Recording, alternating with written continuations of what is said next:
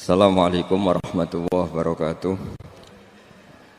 Bismillahirrahmanirrahim. Nahmaduka ya ghafuru ya syakuru. Mashalli wa sallim barik ala sayyidina maulana Muhammadin wa ala alihi wa sahbihi asma'in nama ba'du. Sayyidina Ali itu masyhur, dia punya musuh besar namanya Muawiyah. Karena permusuhan ini tidak bisa dihindari. Jadi kalau dalam fikih Islam, ini anak-anak saya ajari fikih. Kalau orang mukmin membunuh orang mukmin itu hukumnya dosa besar apa kecil? Besar. Itu di bab kisos. Tapi orang fikih itu unik. Di fikih itu ada kitabus siyal namanya. Di takrib ada kitabus siyal. Dan di situ ada penjelasan mangkutila dunamali fahuwa syahid. Orang yang dibunuh karena membela hartanya atau keluarganya, itu dia mati syahid. Kalau dia posisi membunuh, maka malingnya atau penjahatnya muhaddarun damu. Nggak punya hak nuntut kisos karena dia anggap nggak ada artinya darah. Nah sekarang begini, suatu saat ada garong ke rumah Anda, ingin membunuh Anda karena ingin mengambil harta Anda. Anda ingin ingat status mukminnya atau status garongnya.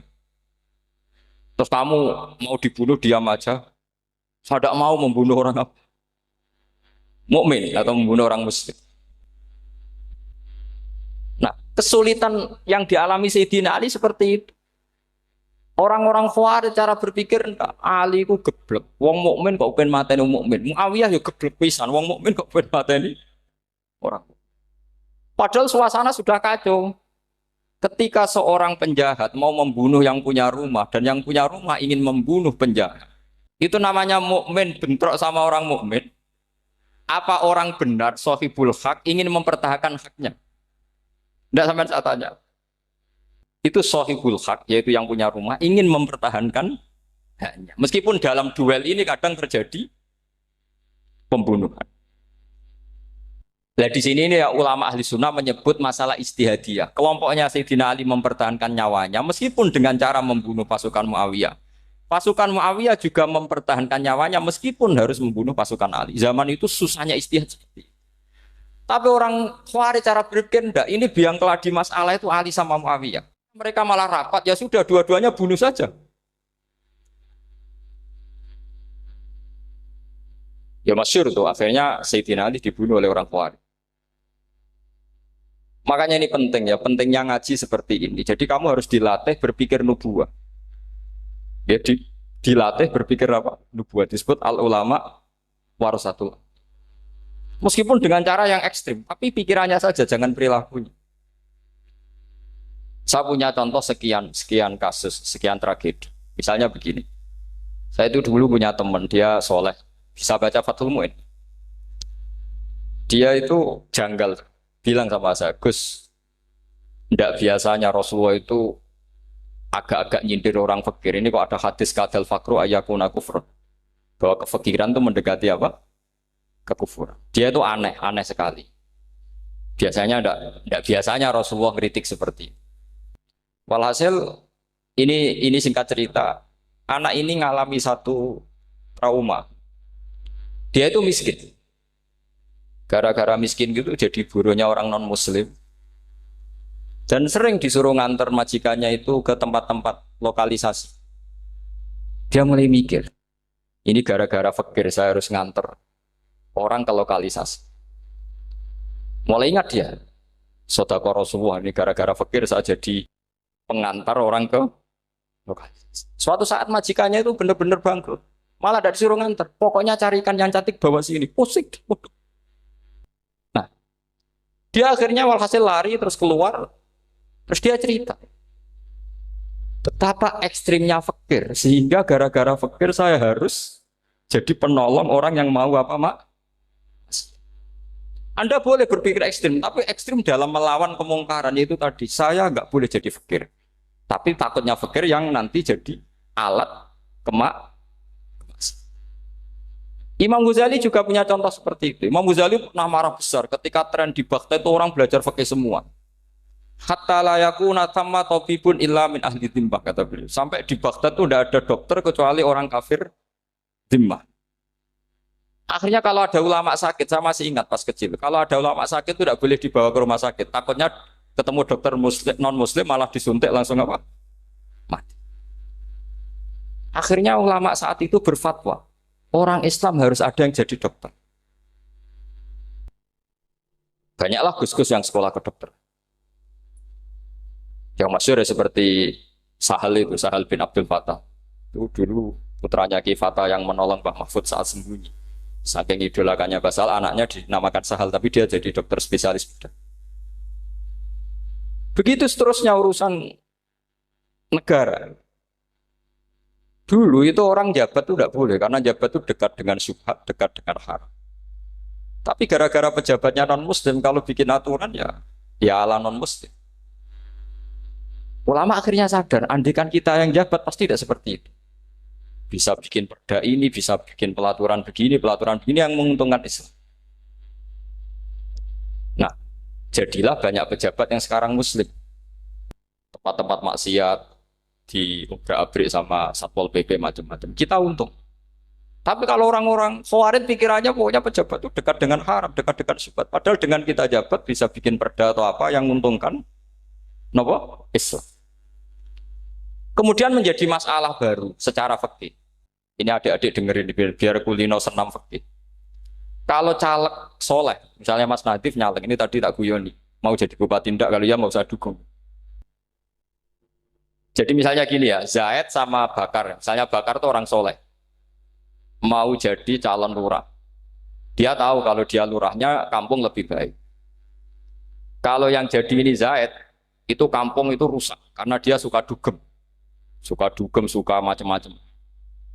Kemudian Zaid ini pasti jadi karena beli suara. Misalnya per kepala itu dibeli 50.000. Bakar ini kalau nggak beli suara kalah. Padahal dengan kalahnya Bakar artinya kemenangan kemungkaran. Itu zaman era Fathul Mu'in, muridnya Ibnu Hajar Al-Hitami. Ibnu Hajar muridnya Abu Zakaria Al-Ansori itu fatwa. Yang soleh ini wajib beli suara, bukan boleh, wajib beli suara. Tapi ini namanya tidak nyuap, perlu dicatat, ini namanya tidak nyuap. Jadi tidak bisa kamu kaitkan misalnya ar-rosi wal murtasi finnar. Yang nyuap maupun yang menerima suap adalah sama-sama di neraka. Tidak bisa seperti itu, karena logikanya dibalik. Sekarang Bakar ini beli suara itu untuk membeli kebenaran, untuk mengawal kebenaran. Zaid beli suara untuk menopang kebatilan. Berarti namanya Bakar ini penyuap atau pembeli kebenaran? Pembeli kebenaran. Harus dibedakan. Nah, ini pentingnya ulama. Memang nyatanya seperti itu. Yang dikatakan nyuap, riswah itu adalah membayar uang li'ibtolil hakti untuk membatalkan kebenaran atau membenarkan kebatilan, itu namanya nyuap. Tapi kalau mengeluarkan uang untuk menghakkan barang hak dan membatalkan barang batil, itu namanya uang berjuang. Nah, ini pentingnya mikir. Jadi ulama itu mulai dulu sudah kreatif. Nah, sekarang sudah banyak orang-orang khusyuk yang biasa di masjid khusyuk. Kalau ditanya zaman akhir rusak kabeh, wong soleh-soleh wis nyuap. Kalau orang soleh ini tidak nyuap ya tidak jadi. Kalau nggak jadi mereka nggak ada yang jadi DPR, nggak ada partai Islam, habis malah Indonesia. Saya itu punya kenalan banyak pakar-pakar di Jakarta, itu cerita saya, Pak Bahar. Indonesia itu solusinya gampang. Kita ini punya Bali, punya Batam. Itu kalau Bali dimakaukan, Batam dikayakan Hollywood. Amerika kaya itu bukan karena hebat. Pornografi dijual. Tinju di Nevada itu dijual, di Las Vegas dijual. Apa saja dijual. Kalau tidak kaya itu gimana? Sementara Indonesia mau aur-auran gitu sukan partai Islam. Sebenarnya Indonesia gampang, kalau ingin kaya Bali itu dikayakan Hollywood atau dikalahkan Makau, jadi kota judi. Batam dijadikan kaya Las Vegas. Itu transaksinya pasti triliunan. Orang kamane wong udo dijual, judi dijual, orang tinju dijual. Tapi gara-gara ada partai Islam, nyari rumus solusi ekonomi itu yang tidak seperti itu. Akhirnya kangelan. Akhirnya rapat isu. Tapi barokah tetap barokah partai apa? Yang menangnya caleg-calegnya rata-rata ya beli. Kalau tidak beli habis. Saya bukan menghalalkan nyuap, enggak. Kalau nyuap tetap haram ila yaumil qiyamah. Tapi kalau suratul masalah seperti ini kamu mengatakan suap itu beda. Ini suratul masalah yang tidak ada kaitannya dengan Asal lawannya batil, kecuali lawannya sama-sama hak. Dua calon di kampung itu soleh sama soleh. Ini yang soleh bayar nggak boleh karena siapapun yang jadi soleh itu nggak boleh. Karena kalau cari musuh yang dolim biar biar halal ya. Sekarang ya seperti itu. Kamu biasa heroik, biasa ngasih kiai kamu, ngasih hadiah kamu, biasa ngasih ibu kamu uang. Ternyata ibu kamu setelah kamu kasih uang, dikasihkan adik kamu atau kakak kamu yang nggak pernah kerja, terus kamu marah-marah, ini tidak adil. Saya yang memberi nggak dikasih, ini yang nggak kerja dikasih terus. Loh kamu biasa jadi pahlawan kok turun kelas menjadi apa? Pasien. Kamu milih jadi pahlawan apa pasien? Pahlawan. Jadi sebetulnya faham-faham ekstremis ini dari kegoblokan. Dari kegoblokan berpikir nubuah sehingga tidak punya rasa ibadah. Lah ini yang menjadi orang-orang ekstrim. Jadi korban pertama ekstremitas itu bukan sahabat tapi Rasulullah Shallallahu Alaihi Wasallam, yaitu Nabi dibilangin oleh mereka, "I'dil ya Muhammad, kamu kalau bagi harus adil." Pikiran mereka kalau adil sama rata sama. Jadi kalau pakai pikiran itu, saya minum di sini itu haram. Mau ndak ikut bikin kok minum. Enak tamu, toko-toko mangan, sing masak kangelan urung. Itu jadi edan bareng. Itu sama seperti kasusnya Bahram Al-Majusi. Dia itu seorang raja kaya, punya anak cantik. Dipikir-pikir, anakku ayu, dirabek nang liya rugi, sing gedhekno aku, sing rumah aku dirabi wong liya. Maka dia berpikir mau dinikahi sendiri. Karena tadi melihat Mas Nadiem kayak orang Kenya tadi, apa Nigeria? Nigeria. Malah gak layak itu maksudnya orang.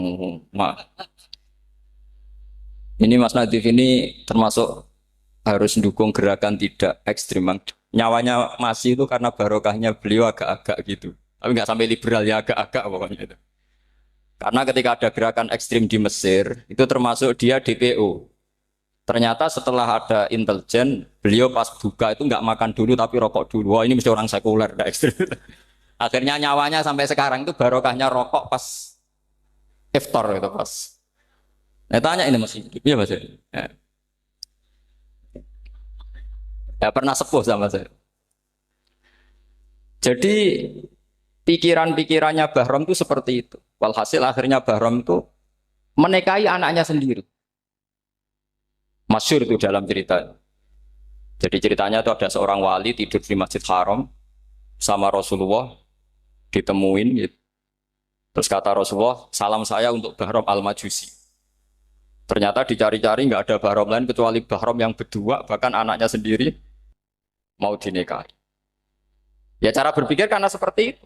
Kalau kita berbuat banyak harus dapat. Itu bahaya. Bahaya sekali karena kalau dalam teori beragama itu al yadul ulya khairum nal yadis sufla. Kalau biasa ngasih ya ngasih saja, itu heroik. Itu bagus. Jangan biasa ngasih sekarang bermental apa? Makanya saya itu kalau ngajar di pondok yang dulu pernah saya belajar di situ atau yang pernah sepuh itu, dikasih itu bingung. Karena saya ya masih waras itu. Jadi kalau dikasih itu bingung. Tapi banyak juga guru-guru yang dulu ngaji lama setelah ngajar di pondok alma maternya nuntut. Itu saya tidak tahu itu. Itu sudah ada agak-agak kayak itu tadi. Walhasil si Barom tadi itu ini cerita harus saya teruskan karena nggak boleh diputus. Dapat salam dari Rasulullah. Ternyata di balik nakalnya dia itu pas mau bulan pertama, malam pertama itu ada seorang janda sepuh ke situ.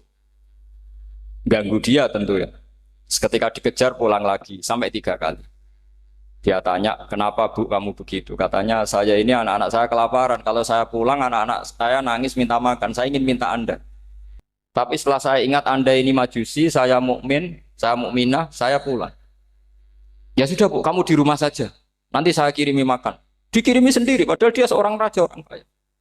Barokahnya itu dia dikasih tobat sama Allah. Dan paginya ketemu tamu yang mengirimkan salam dari Rasulullah SAW. Akhirnya Bahram ini menjadi muslim. Tapi intinya berpikir seperti tadi itu salah. Bahwa kalau saya jasa banyak harus mendapat apa? Ini cara berpikir orang-orang Khawarij. Iya, saya pernah ditanya seorang dosen. Gus, saya ini kalau baca sejarah perang Badar atau perang Uhud, yang saya tidak nerima itu satu. Kenapa setiap ghanimah, harta orang kafir dan istrinya orang kafir kok disita orang Islam, dan yang perempuan jadi amat, kemudian juga digauli orang Islam, yang hartanya orang kafir juga jadi asetnya orang Islam, kok kayak garong. Dia tanya seperti itu sama saya. Terus saya jawab, kalau sampean ada garong dan kemudian bawa senpi, senjata api, kemudian garong Anda, penjahat Anda lumpuhkan, ya senpi itu harus Anda kembalikan. Monggo penjahat ini kagungan jenengan beto wangsul. Karena ada milik Anda, harus dikembalikan. Wah, tidak bisa Pak, kalau saya kembalikan pasti dipakai jahat lagi, dipakai kriminal lagi. Ya sama, kalau asetnya orang kafir dikembalikan ke orang kafir akan menjadi aset kekafiran lagi untuk menghancurkan kita. Nah, perempuan juga sama. Perempuan itu alat produksi. Jika perempuan tadi dikembalikan ke orang kafir, maka kamu menolong populasi orang. Ya seperti itu. Paham? Makanya disita dalam perang loh ya, tapi dalam perang yang legal. Nah itulah kenapa amat halal. Makanya di Quran itu illa ala azwajihim aw ma malakat ayman. Paling enggak itu masih ada ulama atau pemikir atau ustadz siapa saja yang bisa memahami logika apa? Nanti kalau ulama ini sudah meninggal, orang akan mencibir Islam dengan cara mengatakan Islam itu jahat, yaitu menyita hartanya orang kafir dan istrinya orang kafir setiap kali terjadi perang. Karena pemikiran ini pasti sama-sama kutubnya, sama-sama ekstrim. Nah ini penting saya katakan. Makanya masyhur itu perdebatan Sayyidina Ali dan Muawiyah. Ini saya kutip sedikit. Ini ya sama-sama berpikir ekstrim, tapi ekstrim yang baik. Walhasil dalam satu kerja bakti di Masjid Kuba, itu ada sahabat namanya Ammar. Ini di depan umum, ini penting. Kalau dalam ilmu hadis di depan umum ini penting, karena nanti menjadi mutawatir. Beda dengan hadis yang Nabi ngendikan sama 1-2 sahabat, namanya hadis ahadi. Di depan umum Nabi guyon gini sama Ammar, ya Ammar waihak taktuluka alfiatul baghiyah. Ammar, kamu ini nasib kamu itu agak sial. Karena nanti yang membunuh kamu itu kelompok yang tidak benar. Alfiatul baghiyah itu kelompok yang tidak benar. Itu disaksikan sekian sahabat. Walhasil suatu saat Ammar ini ikut perang dan ikut pasukannya Ali dan terbunuh oleh pasukannya Muawiyah. Seneng Ali. Walhasil Ammar ditemuin sama Ali. Ya Muawiyah, al-ana dhuhara bi anna fi'ati haqqun wa fi'ataka baghiyah. Sekarang kelihatan siapa yang benar. Saya yang benar, kamu yang salah. Kenapa? Karena Ammar kelompokku dan terbunuh oleh kelompok kamu. Padahal kata Rasulullah yang membunuh Ammar adalah kelompok yang salah. Muawiyah pintar sekali, dia jawabnya gini. Laula kama kutila Ammar. Ammar terbunuh karena bela-belain kamu. Kalau kamu tidak nyuruh dia perang juga gak terbunuh kan. Jadi kamu ikut andil, terbunuhnya siapa? Ammar. Tapi apa kata Sayyidina Ali? Idzan qatala Rasulullah Hamzah. Kalau teori itu Anda pakai, Rasulullah pun membunuh Hamzah. Sekarang Hamzah perang karena suruhan siapa? Rasulullah. Yang membunuh Hamzah siapa? Wahsy. Kalau teori itu Anda pakai, berarti Rasulullah pun membunuh Hamzah. Terus fasa kata Muawiyah, diam. Jadi fikih pun tuh diputuskan lewat pikiran ekstrim. Tapi bukan ekstrim yang merugikan orang lain. Ya, kalau merugikan orang lain namanya sudah la dororo wa la dirar. Dia menyalahi aturan itu. Makanya saya pernah ngaji di sini dulu ketika tahun kemarin. Fikih-fikih Islam itu punya rumus. Itu ya gara-gara pikiran ekstrim sebetulnya. Saya pernah nyontohkan adalah orang itu kalau sholat jenazah itu mayitnya di depan. Itu ulama fikih tidak ada yang punya alasan. Mau hanya bilang gini, hakadha wajadna salafan wa khalafan. Mulai dulu kalau nyolati mayit ya jenazahnya di depan. Ya hanya gitu saja, tidak punya alasan.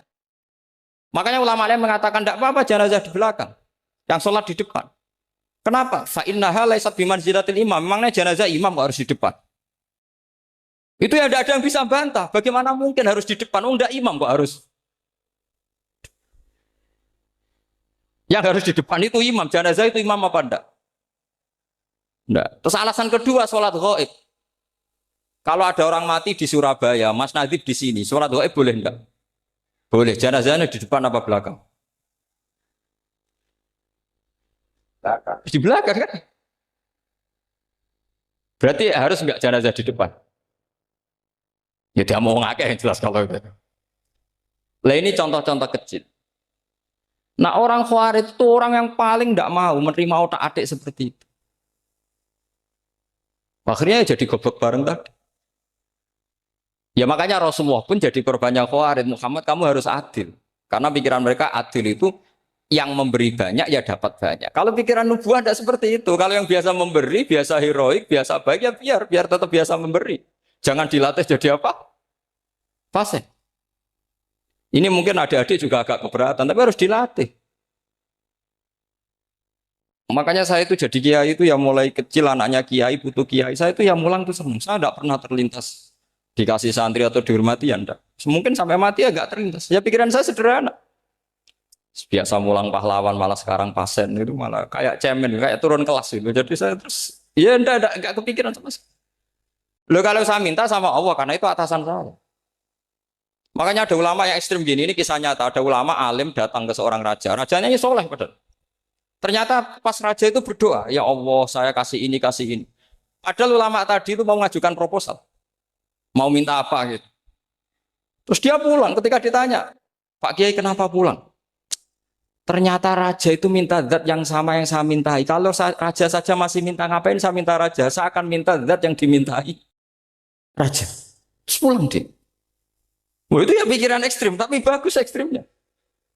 Saya akan minta zat yang dimintai. Kalau sampean kan uteke saya les, sholat dinteni, tetap jalo. Oh, kok orang mikir seperti itu. Memang salah didik, salah itu tadi. Nah, ini harus dilatih.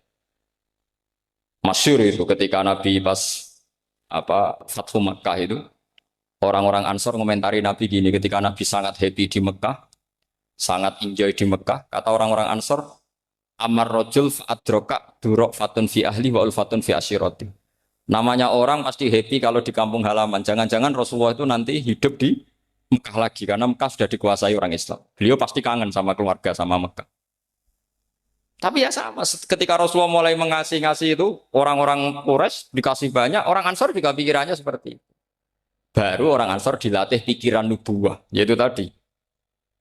Mereka itu dapat kambing, dapat sapi, terus pulang. Kamu mendapat saya, milih mana?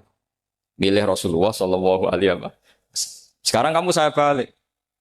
Kamu punya kiai, kamu bisa memberi hadiah, memberi beliau. Suatu saat kiai Anda ini kaya raya, terus sering ngasih orang-orang yang nggak pernah berjasa. Kamu nggak pernah dikasih. Itu kalau pakai pikiran Khawarij, kiai ini salah karena ngasih orang yang tidak berjasa. Tapi kalau kamu pakai pikiran nubuah, enggak. Alhamdulillah saya tetap istiqomah memberi kiai itu. Dan alhamdulillah enggak dibales. Semoga balasannya di akhir. Ya sudah seperti itu. Kalau pakai pikiran gengsi tadi seperti itu. Masa biasa memberi sekarang posisi diberi. Saya rak turun kelas. Jadi sebetulnya pikiran ekstrim itu boleh, tapi untuk yang seperti ini bukan ekstrim yang tadi. Makanya ini disebut al-hujjat. Al-hujjat itu satu logika yang bisa mematahkan asumsi awal. Ini saya harap santri-santri matolek, putra maupun putri berpikir seperti ini. Sehingga sama. Jadi misalnya sekarang dibalik. Kalau ada orang NTT yang masih non-muslim, itu orang kafir yang harus dibunuh atau orang kafir yang harus didakwai. Mesti pikirannya itu, kalau Nabi itu ya semua yang didakwai Nabi dulu orang kafir. Nah, ketika Nabi di Mekah itu pertama ketemu orang kafir itu dibunuh atau didakwai? Didakwai. Ya berarti pilihan sekarang ya didakwai bukan dibunuh. Nah soal perang itu perang itu beda dengan membunuh. Ada janjinya, ada macam-macamnya, terus nggak ada solusi itu baru ada apa? Jadi kalau sudah dibalik-balik gitu, makanya kata ulama-ulama, Khawarij itu pasti salah. Pasti salahnya adalah kalau orang tidak benar ya dibenarkan bukan dibunuh. Kalau setiap orang kafir dibunuh, Nabi kapan jadi nabinya? Karena orang kafir habis. Jadi metode bil hikmati ya ada, mengidhatul hasanah ya ada, karena orang kafirnya sudah apa? Mati. Terus, pertanyaan kedua, kalau Nabi harus ekstrim ngapain? Yang ngawal Jibril, halnya Israel lebih efektif. Jadi jadi kalau sama-sama ingin ekstrim, Nabi itu nggak usah dikawal Jibril, kan enggak efektif kan? Harusnya yang ngawal itu siapa? Israel. Kan nggak repot. Nah, jadi saya mohon ini saya cerita. Jadi korban pikiran ekstrim itu bukan siapa-siapa. Pertama itu Rasulullah. Akhirnya Rasulullah menjelaskan, ya beginilah cara berpikir. Jadi saya kira demikian. Nanti mungkin kalau ada tanya-tanya, ada pertanyaan. Yang jelas kalau seputar ekstremitas itu bisa latihan. Ya. Sebenarnya bisa latihan di fikih. Karena fikih ini cerminan dari pikiran ulama. Ya, cerminan dari pikiran apa ulama yang tidak tekstual. Ya, seperti gini ya. Tasaddaqa Rasulullah so'an min tamrin au so'an min aqidin. Ketika zakat fitrah itu Rasulullah mengeluarkan satu sok tamar. Tamar itu kurma. Kalau menurut tekstual berarti zakat fitrah harus pakai kurma. Tapi semua ulama sedunia mengatakan putih ahlil balad. Hanya dalam konteks Indonesia ya pakai apa? Beras. Berarti kata tamar diganti kut. Diganti apa? Kut. Jadi orang itu jangan diajak goblok bareng. Masa Nabi ngendikan tamar harus apa? Makanya saya pernah debat. Pak Nabi itu cingkrang. Kenapa orang-orang itu rata-rata tidak cingkrang? Saya bilang, Nabi itu hidupnya di Mekah. Kenapa Anda hidup di Indonesia? Iya, Nabi itu hidupnya di Mekah. Terus saya tanya lagi, Nabi itu hafal Quran, kamu udah hafal? Saya hafal Quran. Kalau cingkrang gampang, karek ngetok kata saya. Ya, kalau ada sunnah Rasul, Nabi hafal Quran, enggak? Hafal kan? Berarti kalau ikut sunnah Rasul, hafal Quran. Jangan cingkrang tok, ya hafal apa? Ya sama poligami juga gitu yang tadi diceritakan Mas Natif itu. Nabi itu poligami setelah Khadijah meninggal. Apa mereka mau nunggu istri pertama meninggal? Kalau ingin persis loh. Kalau ingin persis nunggu istri pertama meninggal. Ah ya. Enggak mau juga kan. Ya biasa saja lah. Pokoknya yang dihalalkan syariat ya kita bilang halal, yang diharamkan kita bilang apa? Enggak usah sok suci sunnah Rasul. Saya punya banyak cerita. Abu Bakar itu dulu sering menghindari sunnah Rasul. Dulu Rasulullah itu kalau ada orang minta ya dikasih. Ketika era Abu Bakar bikin Baitul Mal. Ketika ditanya ini zaman Rasulullah tidak ada. Kata Abu Bakar, huwa Rasulullah. Beliau itu Rasulullah. Mau gak di-manage ya negara tertib. Umar bikin pasukan. Pasukan itu diangkat negara. Kalau dulu zaman Nabi yang ikut perang bahaya, yang tidak perang namanya munafik. Era Umar enggak, militer itu ditunjuk. Ya digaji pakai Diwanul Murtaziko. Ketika ditanya, kenapa ada kayak Rasulullah? Huwa Rasulullah, mbok tidak tertib pun tetap negara stabil. Karena ada karisma. Jadi kadang-kadang dalam banyak hal itu kita malah tidak boleh persis Rasulullah karena kadang banyak khususnya. Yaitu contoh yang paling masyhur di fikih ya kayak Nabi itu nikah 9 itu khususnya. Dalam strategi juga sama. Dalam strategi memanage negara juga sama. Banyak sahabat yang punya ide yang zaman Nabi itu tidak ada. Ketika ditanya, kenapa tidak persis Nabi? Katanya, huwa Rasulullah. Ya Rasulullah itu meskipun seperti itu, meskipun tidak tertib secara rasional, tetap dikawal wahyu. Makanya negara baik-baik saja. Kalau saya ini hanya Abu Bakar, kalau tidak ya repot. Umar ya sama, bikin Diwanul Murtaziko. Utsman juga sama, di-manage negara. Sayyidina Ali juga di-manage. Kalau Nabi tidak. Tapi tidak apa-apa karena ada karisma. Sama tak cerita nih, masalah zakat yang masyhur. Orang paling bakhil sekalipun, paling kikir sekalipun itu zaman Rasulullah bayar zakat. Karena pikirannya setelah zakat dikasihkan Rasulullah mendoakan. Khudh min amwalihim shadaqatan tutahhiruhum wa tuzakkihim biha wa sholli alaihim. Inna sholataka sakanul lahum. Era Abu Bakar enggak. Sorry ya Abu Bakar, dulu kita zakat sama Rasulullah karena didoakan beliau. Kamu hanya Abu Bakar, saya tidak mau zakat. Ya sama lah seperti orang dipimpin ulama-ulama karismatik. Orang dipimpin Badola itu tidak usah metai, santri sudah nurut. Dipimpin Usman Nazif, gak bikin pelaturan, habis pondok. Kalau tidak ngancam, gak gini, ditakzir, gak gini, habis. Zaman Badola dehem tok santri wedi. Mas Nadif dehem enggak. Nah, makanya Rasulullah itu tidak banyak bikin pelaturan. Rasulullah itu kalau mau perang itu hanya bilang sahabat, saya besok ditantang Abu Sufyan di sini. Saya mau perang. Oh itu sahabat ikut semua. Orang melihat wajahnya, melihat karismanya sudah tertarik ingin menyelamatkan beliau. Kita tidak akan ridho Rasulullah keluar sendiri. Kalau Abu Bakar ya enggak. Pertama Abu Bakar pidato sudah sopan. Saya memimpin kamu. Ini ketulitu alas tubuh khairikum. Saya ini mimpin kamu, tapi bukan berarti saya yang terbaik.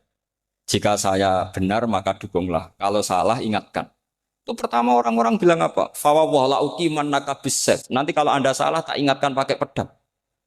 Ya karena hanya Abu Bakar bukan Rasul. Jika diaturlah, ini ada militer, ada pengawal, ada Baitul Mal. Era Umar lebih modern lagi, ada Diwanul Murtazikoh, ada macam-macam. Ya Rasulullah nggak ada. Nah sekarang orang sidik-sidik muni sunnah Rasul. Padahal ada sunnah Rasul yang khasnya Rasulullah sebagai nubuah. Ya khasnya Rasulullah sebagai apa? Coba Nabi itu istrinya 9. Semuanya cerita tentang tahajudnya Nabi, witirnya Nabi. Apa kira-kira Mas Nadif kalau punya istri 4 ceritanya tentang tahajudnya Mas Nadif? Kan enggak. Nah, jadi saya mohon, nah, sebetulnya pikiran-pikiran ekstrim itu karena enggak mau belajar. Enggak mau belajar. Kalau mau belajar itu kata Imam Ghazali itu dalam kitab Imla, Al-Imla fi Iskalatil Ikhya itu. Fal ma'ani awsa'u minal ibarat. Yang namanya ma'ani itu awsa'u apa? Minal ibarat. Jadi yang fal ma'ani awsa'u minal ibarat. Jadi yang namanya makna itu lebih luas minal apa? Ibarat. Nah, ini contoh yang paling nyata ya Sayyidina Ali. Ketika Sayyidina Ali perang sama Muawiyah, itu Sayyidina Ali bilang, sebaiknya Muawiyah kirim delegasi, mediator. Saya juga kirim mediator. Terus orang-orang Khawarij karena tadi tekstual. Mahada ya Ali. Ini apa ya Ali? Lam yujad fi kitabillah. Aturan mediator itu tidak ada di Quran. Bahwa kalau kita perang harus ada mediator itu tidak ada. Terus Sayyidina Ali baca ayat wa in khiftum shiqaqa bainihima fab'atsu hakaman min ahli wa hakaman min ahliya. Jika lelaki dan perempuan, suami istri terjadi shiqaq, terjadi konflik, maka suami kirim satu mediator, yang pihak perempuan juga kirim mediator. Terus Sayyidina Ali ngendikan wa amru Muhammad a'dhamu min amri rajulin wa imra'atin. Urusan umat Muhammad lebih serius ketimbang urusan hanya sekedar suami dan istri. Maka kita butuh hakam, butuh mediator. Baru 4.000 orang Khawarij tobat ngikuti pikirannya Sayyidina Ali yang tidak tekstual. Sama seperti zaman Rasulullah. Ketika Rasulullah mau perang Badar, saya ini mau perang Badar kata Rasulullah. Musuh saya itu 1.000 lebih. Kalian hanya 313.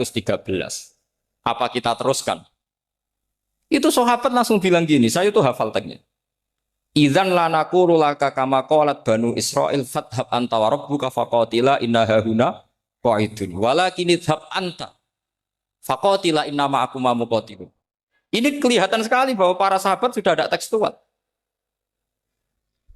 Orang-orang Bani Israel ketika melihat Musa katanya sakti dan orang dekat Allah, itu cara berpikir orang Bani Israel gini.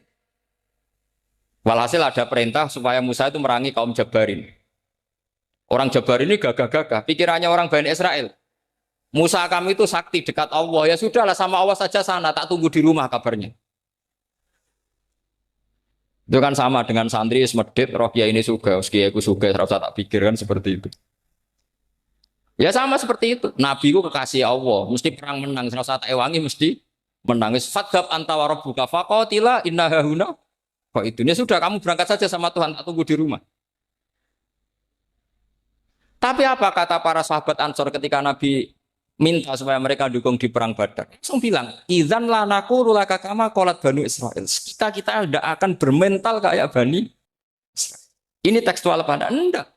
Mereka punya mafhum, punya pikiran. Cara Mas Nadif punya kreatif. Bahwa ini mental yang bejat, kita tidak akan meniru seperti itu sahabat. Jadi dulu sahabat itu makna di Quran juga ada tekstual. Jadi bisa memahami. Nah sekarang orang memaksa semuanya harus tekstual. Ya meskipun tadi jangan terlalu liar terus menjadi liberal. Tapi saya tidak tahu kalau contohnya Mas Nadiem tadi pakai kondom istiqomah tidak tahu itu pikirannya Jil apa Mas Nadiem tidak tahu saya itu tidak tahu kok sampai sembeling itu saya tidak tahu itu. Oh, lagi juga kalau tidak bisa nyontohkan yang di luar itu saya itu ya tidak tahu mulai dulu ilmunya yang seperti itu terus ya tidak tahu lagi. Jadi mulai dulu zaman Nabi pun itu sudah ada pikiran-pikiran seperti itu. Jadi tekstual atau harfiah itu ya enggak. Nyatanya sahabat langsung bilang idzan lanaku rulaka kama qalat banu apa? Esra. Kalau kamu berdoa itu yang tadarruk itu ya yang sangat sopan wa khufya secara diam-diam atau secara enggak berlebihan. Terus hanya ayat innahu la yuhibbul mu'tadin. Allah itu tidak suka orang yang melewati batas. Itu termasuk melewati batas dalam doa karena ada unsur mendikte Allah. Saya memberi contoh tadi. Misalnya kita sebagai cowok berdoa ya Allah saya ingin punya istri cantik, sholihah, nasabnya baik, gak pernah cerewet, gak pernah apa. Itu kan nanti nyarinya juga susah. Nanti kalau Allah menjabatkan itu adanya di surga, ning donya ora payu rabi, kira-kira. Nah itu sudah berlebihan. Terus kalau ada ulama mengatakan doa itu mukhul ibadah. Itu maksudnya gini.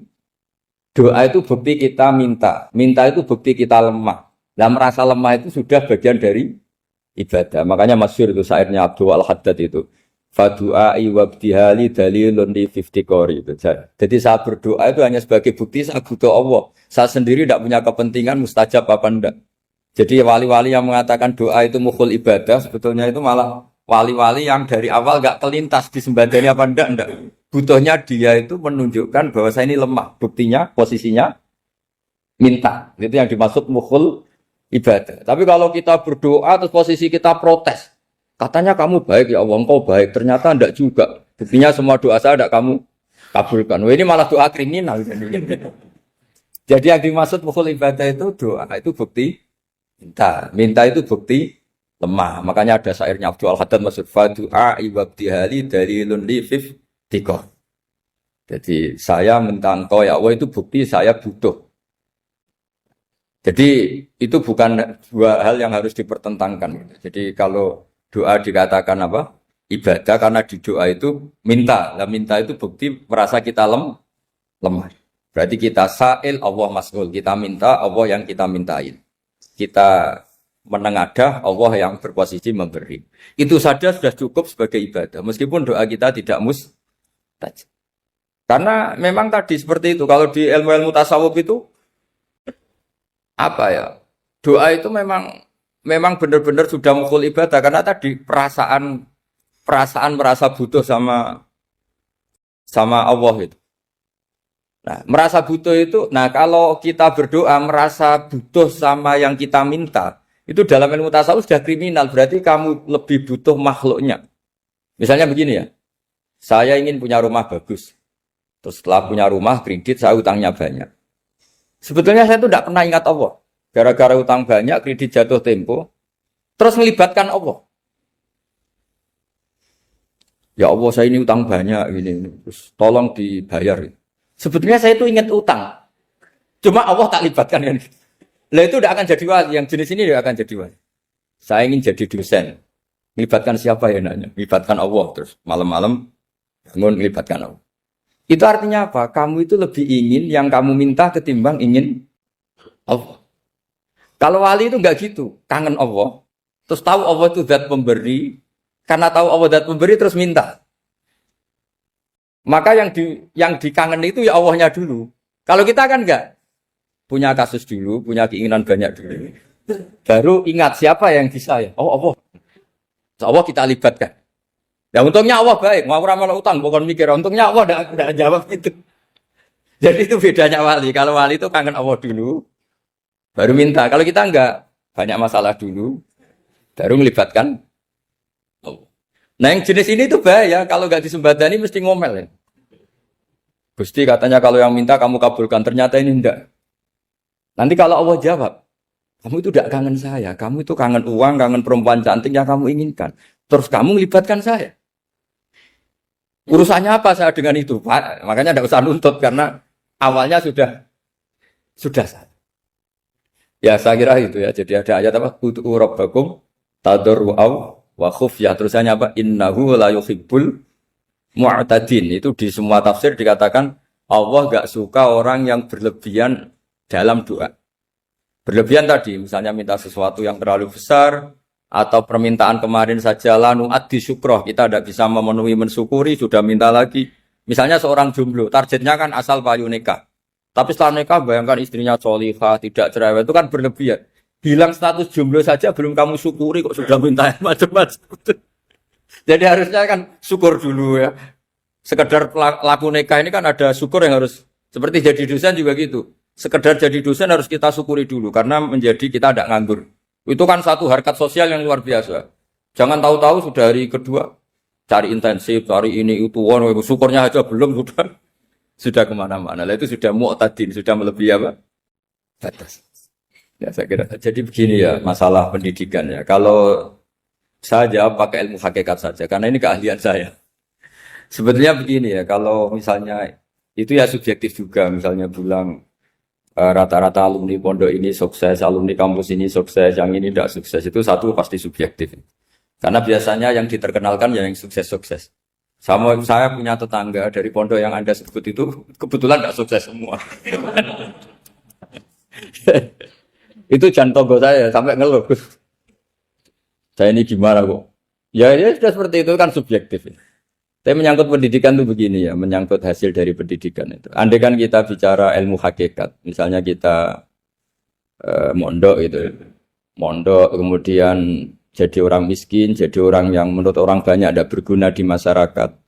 Ternyata kita ini orang yang kelihatan tidak punya karir, tapi kalau malam sujud sama Allah, punya anak niat memperbanyak orang sujud, terus punya ibu yang sakit-sakitan kita rawat, meskipun kita tidak jadi dosen, tidak jadi menteri. Tapi indah Allah itu luar biasa karena berstatus ngerawat ibu, ngerawat anak, ngerawat istri. Nah Islam itu datang dengan jargon-jargon seperti itu. Sehingga Nabi kalau muji itu ada Uwais Al-Qarni, ini orang yang luar biasa. Ternyata dia itu punya ibu lumpuh yang kalau kemana-mana harus digendong. Ketika tetangga-tetangganya berhasil sowan Rasulullah itu Uwais Al-Qarni tidak bisa. Karena setiap ibunya dipamitin mau sowan ke Rasulullah itu sama ibunya nggak boleh. Tapi apa yang terjadi? Justru dipuji-puji Nabi sebaik-baiknya kurun. Kurun itu waktu.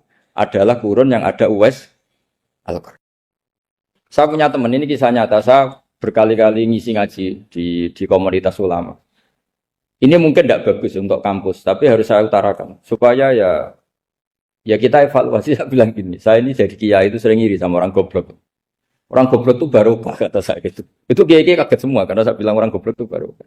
Saya beri contoh gini, misalnya saya pinter, terus juara MTQ, juara hafal Quran atau juara baca Quran secara tartil. Ujung-ujungnya saya dapat hadiah umroh atau apalah, atau hadiah rumah atau apa. Pertanyaannya adalah mendapat. Saya ulang lagi, mendapat. Sementara ada santri yang bodoh, gara-gara bodoh itu dosen UI yang enggak, jadi kiai yang enggak, akhirnya dia jadi pekerja di Korea. Barokahnya bodoh tadi. Karena di Korea melihat orang ateis, akhirnya dia kepikiran bikin masjid. Sebagian gajinya disumbangkan untuk masjid. Ini bodoh pendiri masjid. Tapi kita gara-gara dosen dakwah di masjid, ini pinter dapat uang dari masjid. Nah ini bukan nyindir, ini biasa saja. Ini maksud saya. Maksud saya, kamu jangan ngabaikan hidup. Akhirnya apa yang terjadi? Saya ini punya teman ini betul. Saya ini kan kecelok dulu tuh Gus Alim. Nasib saya di mana-mana dihormati. Kadang saya merasa dosa. Kok dihormati? Saya punya teman, dulu gobloknya minta ampun sekolah, sekelas maksudnya. Gobloknya, soalnya gobloknya harus disepakati. Sudah. Iya, goblok mujma'al ya kira-kira. Singkat cerita, dia itu hidup di pedalaman Kalimantan, sekitar tahun 92. Dulu kan biasalah di dalam hutan itu pasti ada penebangan hutan macam. Dia ada bosnya, yang jelas dia ada bosnya. Saya yakin juga agak kriminal. Karena dia tidak yang illegal logging. Pokoknya ditakdir dia hidup di tengah hutan. Ikut orang. Setelah itu dulu nggak ada HP. Sering kirim surat ke saya, Gus, saya ini hidup di tengah hutan. Tapi saya ini Muslim pernah mondok. Kalau nggak bikin Jumat itu nggak enak. Bikinlah dia Jumatan. Nah karena dia pernah ngaji fikih Syafi'i, kalau Jumatan nggak ada orang 40 itu harusnya zuhur tidak Jumatan. Tapi orang yang kerja di situ tidak mau. Wong dino Jumat kok zuhuran loh Pak. Kalau dino Jumat ya Jumatan ya. Tanya saya, Gus itu kalau ada kaulnya enggak supaya Jumatan enggak orang 40 sah. Singkat cerita dia lama-lama jadi pendiri masjid di situ. Dia punya sedikit gaji ya dipakai masjid, punya sedikit tanah diwakafkan untuk masjid. Artinya apa? Indawa ini banyak orang bodoh, ternyata di komunitasnya dia muassis, pendiri, pemberi. Sementara kita yang keceluk pinter, dapat umroh, dapat bonus. Kira-kira nanti kita ketemu Allah. Kamu pernah nyumbang Islam apa? Yang bodoh jawab, oh nanti Gusti bikin masjid di pedalaman. Kita-kita yang pinter. Kayaknya kalau memberi, enggak lah Gusti. Reputasinya mendapat. Ketika Nabi memenangkan perang Badar, itu ada Asra Badrin, tawanan-tawanan perang Badar. Nabi suka musyawarah, suka rembukan. Ya Abu Bakrin, menurut kamu tawanan ini diapakan? Kata Abu Bakar, hum asyiratuka. Mereka itu keluarga engkau, orang-orang Quraisy. Ya dibebaskan saja. Pakai tebusan. Nanti uang itu kita kelola supaya jadi penguat Islam. Dan orang-orang ini merasa utang jasa karena harusnya dibunuh, tapi kita bebaskan. Terus tanya, bagaimana kamu ya Umar menurut kamu? Kata Umar, ini kan orang-orang yang dulu ingin bunuh kamu. Yang ingin menghabisi jenengan, ingin dan sudah ngusir jenengan. Ya setelah ketangkap ya dibunuh, kok repot. Apa kata Rasulullah? Rasulullah spontan ngendikan, innama salaka ya Abu Bakrin kama sali Ibrahim. Kamu ibarat kayak Nabi Ibrahim. Izqala faman tabi'ani fa innahu minni wa man asani fa innakal ghafurur rahim. Jadi Nabi Ibrahim itu unik. Melihat umat itu sesyafakoh itu. Syafakoh itu banget sayangnya. Nabi Ibrahim cara berpikir, faman tabi'ani fa innahu minni. Orang yang ikut saya ya Allah pasti golongan saya. Tentu layak masuk surga. Waman asoni, orang yang mendurhakai saya, fa innaka ghafurur rahim. Engkau Maha Pengampun. Bukan yang mendurhakai langsung masuk neraka, enggak. Engkau Maha Pengampun. Wa masaluka ya Umar kama salin Nuh. Isqala rabbi la tadzar ala ardi minal kafirina dajjara. Umar, kamu mirip Nabi Nuh. Inginnya semua orang kafir dihabisin. Ya masyhur kan Nabi Nuh itu enggak ingin ada orang kafir sampai ada banjir tufan. Nah kalau sampean tanya, bedanya apa dengan garis keras sekarang? Bedanya ya beda sekali. Kalau Nabi Nuh benci sama orang kafir itu diserahkan yang punya. Sehingga yang punya yaitu Allah yang menghukum dengan banjir bandang. Tapi kalau kita kan kadang kita bertindak sendiri. Jadi potensi disalahkan. Yang jelas dalam hadis-hadis sahih, Nabi Nuh itu tidak bisa mensyafaati karena itu. Ketika diminta syafaat, ini hadis sahih bukan ada di Bukhari, ada di Muslim. Karena biasanya kalau di kota itu ditanya, ini sahih enggak? Untungnya yang tanya kadang enggak paham, ini alhamdulillahnya. Jadi, wah repot. Nabi Nuh itu diantara sebabnya enggak bisa mensyafaati adalah pernah corong Jawa maksudno kaume. Kalau dalam bahasa Arab itu da'a li Zaidin berarti mendoakan positif. Kalau da'a la Zaidin mendoakan negatif. Kalau orang Jawa itu ada doa, ada pasot. Nabi Nuh adalah orang yang pernah maksudkan kaumnya. Nah, saya cerita sedikit tentang Nabi Nuh dan Nabi Ibrahim. Nabi Ibrahim dianggap tadi cerminannya Abu Bakar, dianggap niru Ibrahim, cerminannya Umar, dianggap niru Nabi siapa? Nabi Nuh. Lalu kalau sampean tanya, bedanya gimana? Begini logikanya. Kita mengkaji secara akademik begini. Ada ulama besar, namanya Abdul Hasan Asyadzili, itu masyhur di Indonesia menjadi Thariqah Asyadziliyah. Terus ada seorang muridnya minta gini, ya Abdul Hasan Asyadzili, tolong saya dikasih ijazah supaya saya tidak pernah maksiat di bumi ini. Karena saya takut sama Allah, kalau saya maksiat itu merasa tidak nyaman dengan Allah. Abdul Hasan Asyadzili ini malah marah besar. Atuhibbu alla tadhharu maghfiratu. Kalau kamu tidak pernah maksiat, berarti kamu suka maghfirahnya Allah Ta'ala itu tidak kelihatan. Karena tidak ada yang maksiat. Tapi bukan dukung kamu yang tidak ada. Ini cerita ilmiah. Tapi kalau Sayyid Abdul Al-Haddad, itu kebalikannya. Ada orang fasik itu hidup berkeliaran, mengganggu masyarakat, ganggu ketertiban agama. Ada kiai atau siapa gitu mendoakan supaya tobat atau dikasih panjang umur supaya nanti bisa tobat. Itu beliau, Sayyid Abdul Al-Haddad marah besar. Man da'a li fasikin bil baqa faqad ahabba ayyusawahu fi ardi. Orang yang mendoakan orang fasik hidup berarti dia suka Allah dimaksiati di buminya. Jadi akhirnya jadi kutub besar, yang satu Syadziliyah, yang satu Haddadi. Kenapa ya? Karena tadi yang satu cerminan Nabi Isa, yang satu cerminan Nabi Yahya. Sebagaimana sabda Rasulullah tadi, apa ulama ummati ka anbiya'i bani Israil. Juga masyhur dalam aplikasi pengajaran juga gitu. Masyhur sekali dalam kitab-kitab diceritakan. Kalau Said Abdul Haddad, kalau ada orang sowan itu, kamu ngaji sama siapa? Sama si A. Gitu. Pernah nangis gak pas ngajar? Gak pernah. Udah gak terus, gak usah diterusin ngaji orang seperti itu. Hatinya atas, ya. Wong orang iso nangis. Ya. Tapi kalau Abu Hasan Asadili kebalikan. Kamu ngaji sama siapa? Sama si A. Pernah tertawa enggak kalau ngaji? Enggak pernah. Udah, enggak usah ngaji sama orang itu. Orang enggak bisa syukur. jadi itu manhaj besar. Nah, akhirnya orang-orang kayak kita ini enggak jelas semua. Nangis ya bisa, syukur, guyu ya bisa. Cuma celakanya kalau kita nangis karena enggak punya uang, kalau guyu karena punya uang. Itu masalahnya. Tapi kalau wali-wali dulu enggak. Kalau senyum ya karena saking yakin rahmatnya Allah itu wasiat rahmatu. Kalau nangis ya karena takut azabnya Allah. Kalau kita kan enggak, sangat-sangat materialistik. Ini yang membedakan kita. Sebenarnya nangis dan senyum itu satu keharusan karena Allah punya madharul jalal. Ketika Allah dengan sifat keagungannya, maka kita ini seorang Jawa serakot bersenyum. Tapi Allah itu kadang sebagai madharul jamal. Adanya satu keasikan. Sehingga yang merengut itu yang salah. Makanya dalam ilmu tasawuf, kutub wali itu hanya dua. Allah dengan madharul jalal, dengan Allah yang madharul jamal. Contoh madharul jalal misalnya gini. Ketika Nabi Musa ingin melihat Allah, saking kangennya ingin melihat Allah, Rabbi arini anzur ilaik, ya Allah saya beri hak untuk melihat engkau. Allah dengan jalalnya gini, Allah itu qadim, superior. Tentu gak layak tersentuh barang hadis itu makhluk. Sehingga ketika falam matajalla rabbuhu lil jabali ja'alahu dakka wa kharra Musa sa'iqa. Sehingga enggak levelnya apapun hebatnya Nabi ini tetap makhluk. Sementara Allah itu qadim. Enggak kuat. Makhluk yang fana ini, yang profan ini enggak kuat. Enggak kuat menampung zat yang qadim, yang superior. Sehingga gunung pun hancur. Nabi Musa pingsan. Tapi ketika Allah dengan madharul jamal itu Allah dengan keindahannya, dengan kasih sayangnya, memberi hak makhluknya untuk melihat. Nah di sini ini Allah sering ngendikan wujuhu yauma idzin nadhirah ila rabbiha nadhirah. Nanti ada wajah-wajah yang di surga itu melihat saya kata. Tapi apakah betul melihat kayak saya melihat dosen, melihat Pak Rektor, melihat teman-teman itu tidak bisa.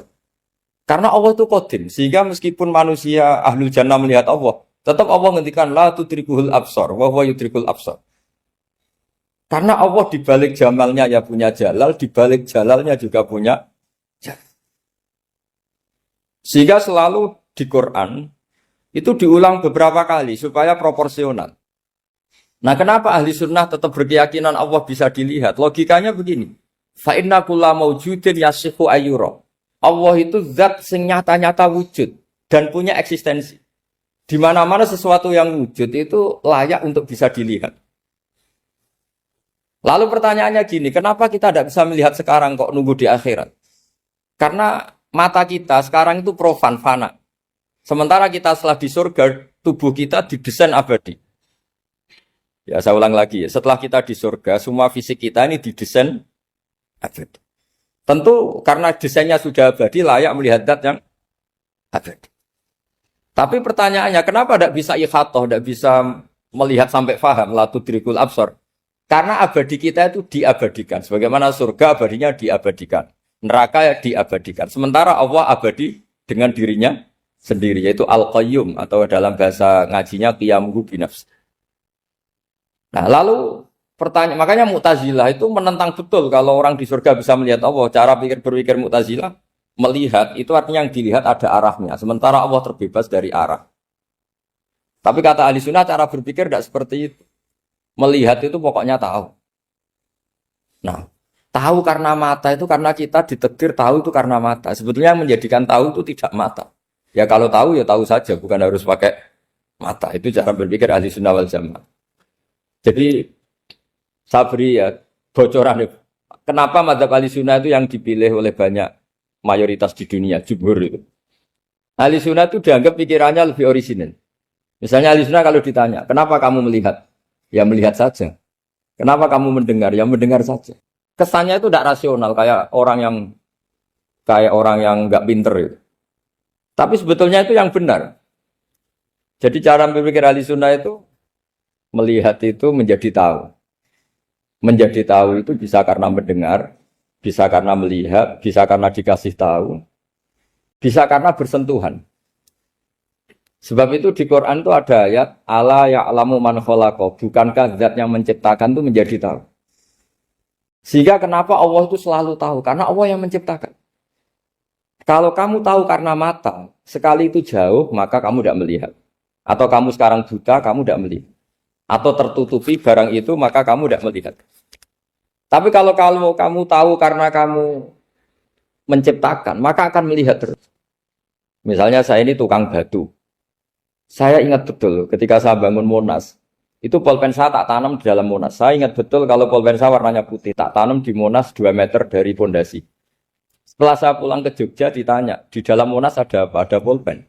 Posisinya 2 meter dari pondasi. Kenapa saya tahu? Karena saya yang menciptakan. Nah, karena menciptakan ini sehingga tahu saya akan terus menerus. Tapi kalau tahu karena mata sekali barang itu tertutupi, nggak tahu. Misalnya saya tahu jenengan karena dekat sekali jenengan kemana-mana saya sudah tidak tahu. Tapi kalau saya menaruh sesuatu di tubuh Anda, sehingga kamu kemana-mana tetap tahu bahwa barang itu ada di tubuh. Nanti kalau ada yang protes, tapi bisa saja Gus barang itu dicuri orang kemudian Anda tidak tahu. Yang menjadi tidak tahu karena saya sudah tidak menciptakan suasana itu. Selagi saya yang menciptakan, maka akan tahu terus. Nah, tapi karena Allah ini menciptakan semua yang ada di bumi, maka Allah tahu terus. Jika Allah tahu cara bikin kuman, terus tahu bahwa manusia itu punya kuman, kumannya punya organ, organnya juga punya kuman. Terus gak kebayang. Kamu bayangkan kayak, makanya Allah itu kalau cerita sederhana, innallaha la yastahi ayyadriba mathalam ma ba'udatan fama fawqaha. Allah itu tidak malu bikin perumpamaan nyamuk, karena nyamuk itu lebih dahsyat dibanding gajah.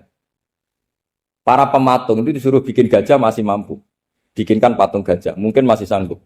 Tapi kalau tak suruh bikin patung nyamuk, nggak usah bikin hidup, patungnya saja sekecil itu. Padahal nyamuk kecil itu punya organ tubuh. Lalu bikinnya organ tubuh nyamuk itu kayak apa sih? Organnya punya kuman, kumannya punya organ, organnya juga punya kuman. Sehingga orang-orang alim itu baca nyamuk itu lebih jadi ayat Allah ketimbang melihat dinosaurus. Tapi sekarang orang itu nggak tertarik ceritanya. Jadi beda perasaannya orang alim sama orang awam. Kalau orang awam tuh melihat mukjizat kan yang dasar-dasar kayak dinosaurus, gajah, wow gitu. Kalau orang alim nggak, malah melihat nyamuk. Kealiman seperti itu terjaga di umatnya Muhammad, di umatnya Rasulullah Muhammad SAW. Karena ketika umat ini nggak ditunggui para nabi, itu Allah menjamin Muhammad, ulama umatmu nanti punya kemampuan seperti nabi. Tentu tidak dalam keutamaan ya, keutamaan tentu nggak sekelas sama Nabi. Kenapa itu terjadi? Karena tadi para Nabi ini mewakili sekian.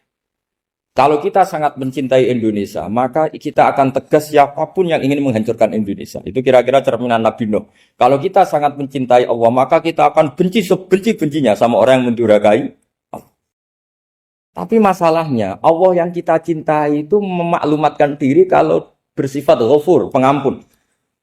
Sehingga kalau kita terlalu kasar, ini kan yang kita cintai bersifat Ghafur kok kita kasar. Di sini Nabi Ibrahim. Beliau sangat mantel sekali sama yang durhaka sama Allah. Tapi kalau mau mantel gimana? Zat yang mengajarkan itu bersifat Ghafur. Maka kita mau tidak mau. Makanya ada riwayat mengatakan takhallaku bi akhlaqillah, kamu bertata krama kayak akhlaknya Allah. Akhirnya ya sudah, kita mau apa coba? Kira-kira kalau kamu mencintai seseorang, itu potensinya kan dua, protektif. Ada telepon, itu dari siapa? Cewek atau cowok? Protektif. Itu bukti cinta atau bukti suudon? Kan tidak tahu. Tapi misalnya kamu cinta perempuan terus, WA-an sama lelaki gak apa-apa, jalan sama lelaki gak apa-apa, sama masa lalunya, pacarnya juga gak apa-apa. Itu cinta apa pembiaran? Kan sama-sama gak jelas. Nah kira-kira mencintai Allah itu kira-kira analoginya seperti itu. Kalau yang satu protektif, Allah harus zat satu-satunya yang disembah. nggak boleh didurhakai, nggak boleh dikhianati kok. Sehingga ini sangat keras sekali. Nah, ini Nabi Nuh. Di sini ada Nabi Ibrahim karena orang yang zat yang kita cintai bersifat ghafur.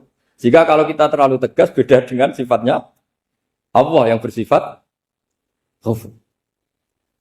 Nah, umatnya Nabi seperti itu mulai dulu. Ada yang moderat, ada yang keras, ada yang setengah keras, setengah moderat. Ada yang ngambil sikap, oh udah mangan turu, ngenteni mati. Itu lebih baik itu timbang punya istihad tapi gak jelas, mendingan. Itu ada riwayatnya. Suatu saat ibadah akhir umatku terbaik adalah tidur. Maksudnya tidur itu gak ngambil sikap, masyhur itu. Saya beri riwayat yang ada di Bukhari Muslim. Satakunu fitanun. Al-qa'id fiya khairun al-qa'im wal-qa'in fiya khairun al-masi wal-masi fiya khairun nasai. Nanti di akhir zaman itu banyak fitnah. Kata Rasulullah, yang duduk lebih baik ketimbang yang berdiri. Yang berdiri lebih baik ketimbang yang jalan. Yang jalan biasa lebih baik ketimbang yang jalan bergegas. Man tasyarrafa laha tastasrifu. Fitnah itu adalah siapa yang terlibat maka akan semakin parah. Sehingga semenjak itu ulama berpikir nanti di akhir zaman kalau ada fitnah, itu sebaiknya orang ngambil sikap sepasif-pasifnya, secuek-cueknya. Jadi semua syurahul hadis sepakat makna hadis ini apa? Orang disuruh sikap secuek-cuek. Misalnya pilihan presiden, contoh kecil pilihan presiden. Mungkin para intelektual nggak merasa, tapi kalau ulama itu cara berpikir beda. Pilihan presiden, kamu fanatik milih A, yang satu fanatik milih B. Ya presiden atau bupati atau gubernur. Terus yang satu bilang gini, wah kalau nggak di presideni A, nggak di bupati A, nggak di gubernur A, negara ini rusak. Mungkin betul dari segi jejak rekamnya A ini bagus.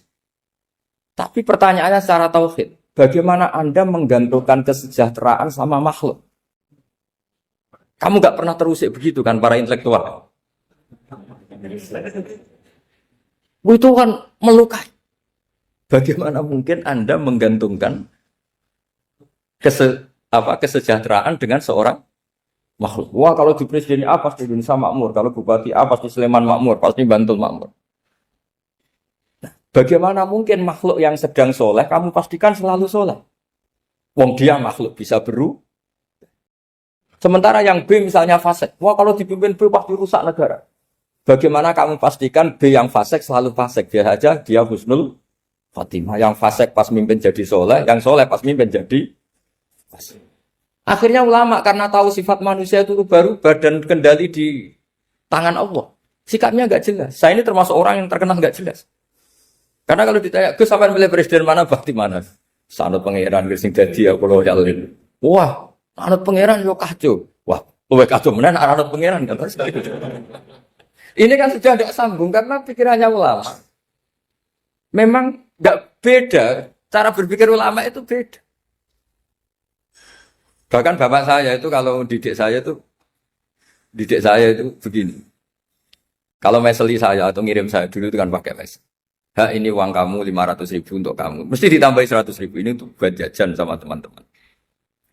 Mesti ada uang pokok, ada uang sodako. Dulu saya sering tanya, kenapa bapak sangat menghormati teman-teman saya? Kata bapak, kowe mondok iku aku ora iso nyukupi, sing iso nyukupi ya kanca-kanca. Ternyata betul, rata-rata anak kuliah atau anak mondok, uang pribadinya kan 8 hari dari dikirim sudah habis. Berarti kan masih 22 hari kok bisa hidup itu kan barokahnya teman-teman itu. Malah yang agak beling itu 1 hari sudah habis, berarti ada 29 yang bergantung sana sini. Sehingga Nabi dulu cara ngendikan itu unik. Kata Nabi, da'un nasa yarzuqu wahu ba'duhum ba'duh. Menusau barnawa, engkau saling memberi rezeki. Ketika ada collab, Medina itu pernah collab, terus sekarang pernah defisit. Beberapa pakar ekonomi datang ke Rasulullah, ya Rasulullah, sa'ir, tolong dikasih harga standar. Tapi apa jawabannya Nabi? La tusairu fa inna Allaha huwal musair. Kamu jangan kasih harga, Allah sendiri yang menentukan harga itu. Terus kata Nabi, kenapa engkau begitu ya Rasulullah? Ini negara harus ditentukan harga karena gini-gini. Kata Nabi, saya tidak ingin ketemu Allah dalam keadaan dolim.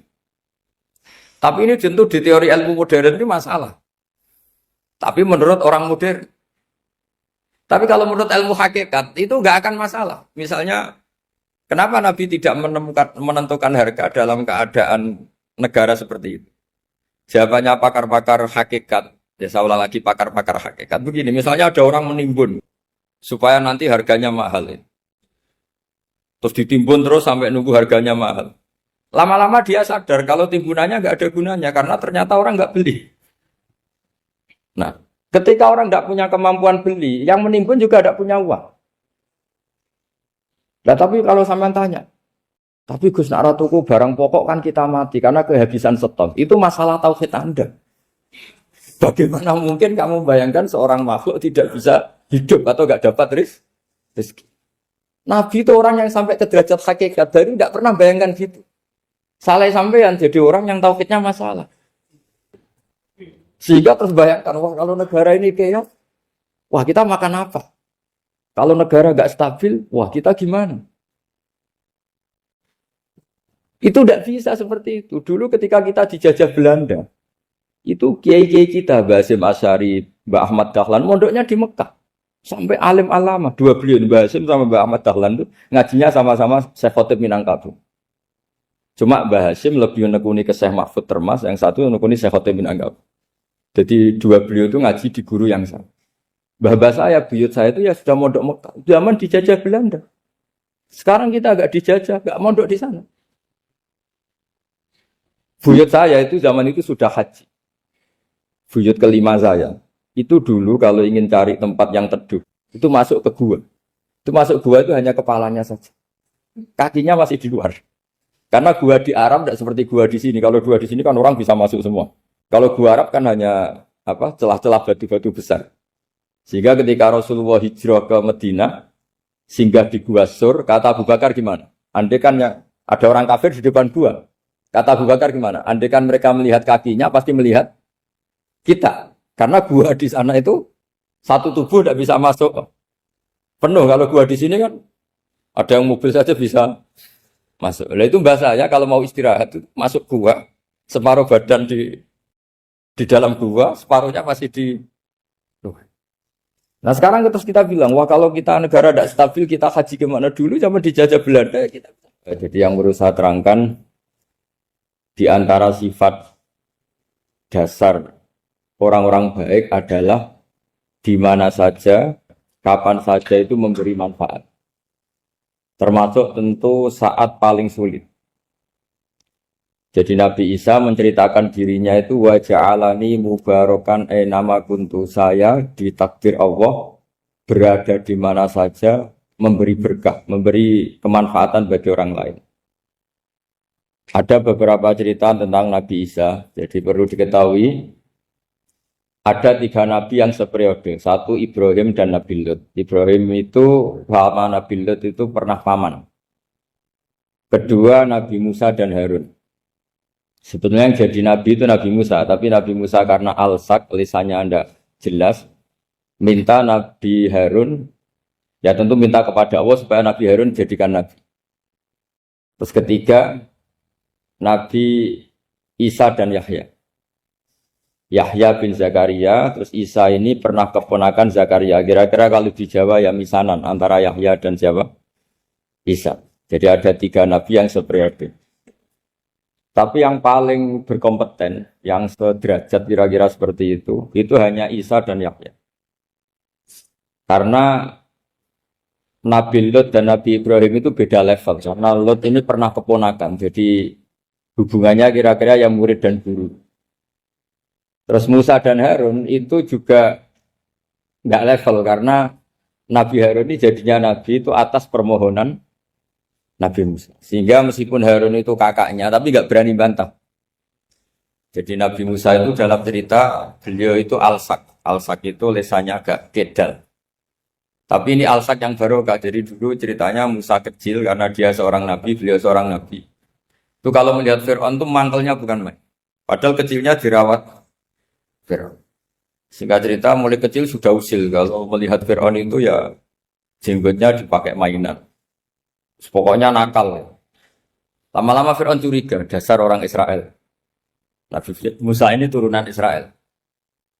Lama-lama Fir'aun itu yakin kalau itu sengaja.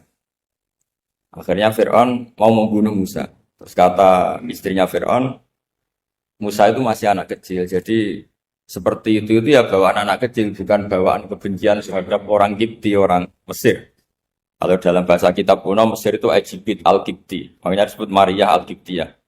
Kalau orang sekarang bilang Egypt itu bahasa kunonya Mesir itu Al-Qibtiyah. Nah, memang secara bahasa Arab Mesir itu nggak mungkin, bahasa Arabnya Mesir itu nggak mungkin karena Misro itu maknanya kota. Jadi kalau kamu bilang kamu kemana, ke Misro, ke kota, lah ya kota mana, ya kota Mesir, itu bisa debat kusir. Jadi ya kayak kita lah, kita sekolah di mana, di madrasah. Madrasah terjemahnya apa? Sekolah. Nah, kemudian oleh istrinya Fir'aun ya gini saja, buktikan kalau Musa itu masih anak kecil. Masyhur itu dalam cerita dikasih bara api sama apel.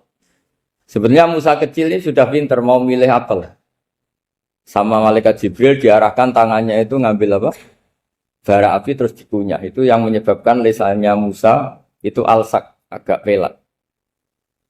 Nah, ketika jadi rasul itu akan repot karena nanti harus pakai penerjemah. Jadi seorang rasul tapi lisannya tidak apa? Cakap. Akhirnya Nabi Musa realistis ngendikan ketika diutus wa akhi Harun wa afsahu minni lisanan fa arsilhu ma'iyarid ay yusaddiquni inni akhafu ayyukadzibun. Ya Allah, saudara saya Harun itu lisannya lebih fasih. Tolong jadikan dia rasul sebagai penguat saya. Akhirnya Allah mengabulkan doanya Nabi Musa, kemudian Harun dijadikan sebagai apa? Rasul. Sehingga meskipun satu angkatan, Harun dan Musa ini enggak level. Artinya enggak level itu ya Harun yang takut Musa. Terus ketiga ini Nabi Yahya dan Nabi Isa. Ini umurnya ya seangkatan, kecerdasannya, jadi nabinya sama-sama mulai kecil. Kita tahu Nabi Yahya termasuk yang diberi khitab Allah, ya Yahya khudil kitab biquwwah wa atainahu hukma sobiyya. Yahya berpeganglah kitab secara kuat dan dia saya kasih kenabian ketika kecil. Sama dengan Nabi Isa yang disebut wa yukallimun nasa fil mahdi wa kahla. Sehingga karena selevel dua nabi ini menjadi figur besar dalam manhaj, dalam metode dakwah. Dua, karena masih misanan tadi, kalau Jawa kira-kira mirip misanan. Dua nabi ini kalau memilih satu kampung, itu kalau Nabi Yahya, itu milih kalau singgah di satu kampung, Nabi Yahya mesti tanya, orang sini yang paling soleh siapa, yang paling baik siapa. Ya terus singgah atau nginap di rumahnya orang baik tadi. Tapi kalau Nabi Isa enggak, orang sini yang nakal siapa, yang paling beling siapa. Terus Nabi Isa singgah di situ. Akhirnya ada pertanyaan dari Nabi Yahya, lima tanzilu ala syirarin nas. Kenapa kamu selalu singgah di orang-orang nakal? Syiror itu orang-orang nakal. Masyhur itu Nabi Isa menjawab, ana tabibun udawil mardo. Di mana-mana Nabi itu ibarat seorang dokter, kerjaannya tentu menyembuhkan orang-orang yang apa? Sakit. Jadi dua nabi ini sering berdebat, tentu debat yang baik, dan itu menjadi cara Jawa itu punjeri ilmu. Jadi manhaj ilmu besar antara Yahya dan Isa. Begitu juga Nabi Yahya itu kelihatan agak rileks, panik, saking takutnya sama Allah. Kalau Nabi Isa itu rileks, pokoknya kumpul orang-orang nakal itu ya rileks. Akhirnya ada dua pertanyaan sekaligus nanti jadi dua manhaj.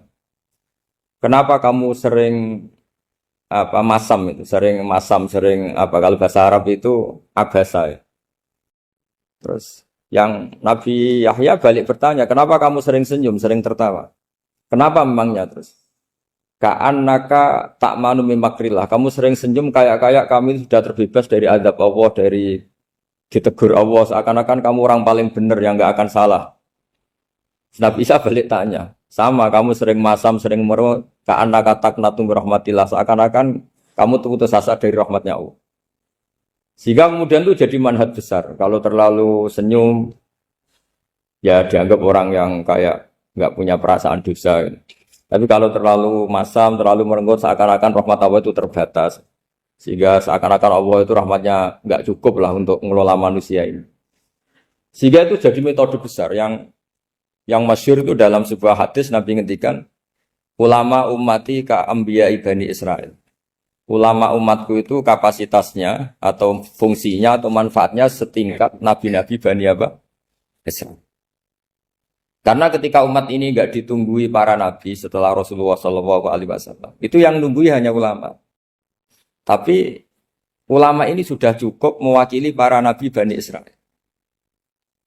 Dan banyak syurrahul hadis, para penyarah hadis mensarahkan Nabi tidak ngendikan ulama umati kamisli seperti saya, tapi ka'ambiyai Bani Israel, bagaimana nabi-nabi Bani Israel.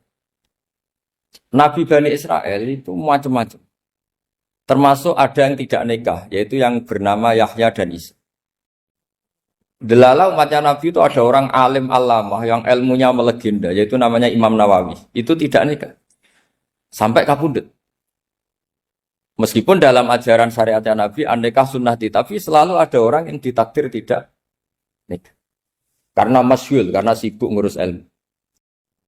Bukan karena tidak laku, yang jelas itu bukan karena tidak laku. Imam Nawawi itu ganteng, orangnya ya normal. Tapi karena sibuk nulis, beliau sampai kabudut itu tidak nikah. Imam Sibawayh itu suka sekali sama ilmu, menjadi istri utamanya ya ilmu. Dia ganteng, Sibawayh itu maknanya itu apel, dia ganteng sekali, sampai banyak cewek yang senang. Akhirnya dia nikah. Tapi nggak pernah dikumpulin. Dia belajar terus. Ketika beliau ke pasar, dulu nggak ada supermarket, beli kertas, kitabnya dibakar semua sama istri. Dikira istrinya terus mencintai dia, malah diceraikan. Itu siapa Imam Sibawayh. Terus ada umatnya Nabi yang paling unik di dunia. Mungkin Pak dosen, saya kiai pun nggak bisa nih. Ada orang tuh ganteng sekali, istrinya cantik sekali. Itu tahu-tahu sudah 10 tahun tidak pernah hubungan suami istri. Karena ketika si suami itu tahu istrinya cantik, itu langsung sholat sujud syukur, sholat terus. Saking senengnya punya istri cantik. Yang istrinya cantik juga solihah, tahu suaminya ganteng ya terus sholat terus syukur. Itu sampai berhari sampai bertahun-tahun. Terus ketika ketemu, cocokan, dek kita sudah nikah berapa? Terus dilihat, kayaknya sudah 10 tahun, tapi tidak pernah hubungan. Oh itu nggak kebayang, itu ganteng sama cantik. Kalau jelek sama jelek itu mungkin. Yang satu bilang naudzubillah, satu itu kan nunggu rafa saja. Ini nggak ganteng sama cantik. Nah kenapa kualitas ulamanya Rasulullah itu bisa seperti Nabi Bani Israel? Karena agama ini, umat ini sudah tidak ditunggui para nabi. Sehingga mau tidak mau kualitas ulama, alhamdulillah barokahnya Nabi itu berkualitas kayak nabinya Bani Israel. Soal kebahagiaan, nenek moyang pulau jenengan tuh anaknya banyak, dijajah Belanda, jajah Jepang ya nyatanya anaknya banyak. Itu kira-kira bahagia apa enggak? Nah, artinya gini ya tentu kita tidak ingin dijajah itu tentu ya, tapi kita ini selalu latah. Wah kalau ekonomi jatuh kita makan apa? Kalau kita dijajah kita tidak perlu seperti itu. Rahmatnya Allah Ta'ala itu akan adrokatna. Rahmatnya Allah Ta'ala akan menemukan kita. Apapun kondisi kita, apapun keadaan kita. Ini cara berpikir tauhid. Sehingga Nabi itu tidak pernah bayangkan umatku narata tunggoni piye, ditunggoni Allah. Sehingga masyhur dalam hadis-hadis sahih, la tazalu ta'ifatun min ummati dzahirina 'alal haq la yadurruhum man khadalahum wala man khalafahum wala man nawa'ahum. Selalu di umatku ada kelompok-kelompok yang selalu membela kebenaran dan tidak akan terkalahkan oleh kesesatan di akhir zaman. Kenapa? Cara berpikir orang tauhid itu sederhana begini. Allah menamakan dirinya Al-Hadi, penunjuk jalan. Dan sifat Allah pasti nafidah karena Allah tidak terkalahkan. Sama seperti Allah menyifati dirinya Ar-Razzaq, Ar-Razik yang memberi rizki. Maka orang segoblok apapun, selumpuh apapun, selemah apapun tetap dapat rizki. Sama, Allah mensifati dirinya Al-Hadi, memberi petunjuk. Maka zaman serusak apapun orang tetap dapat petunjuk.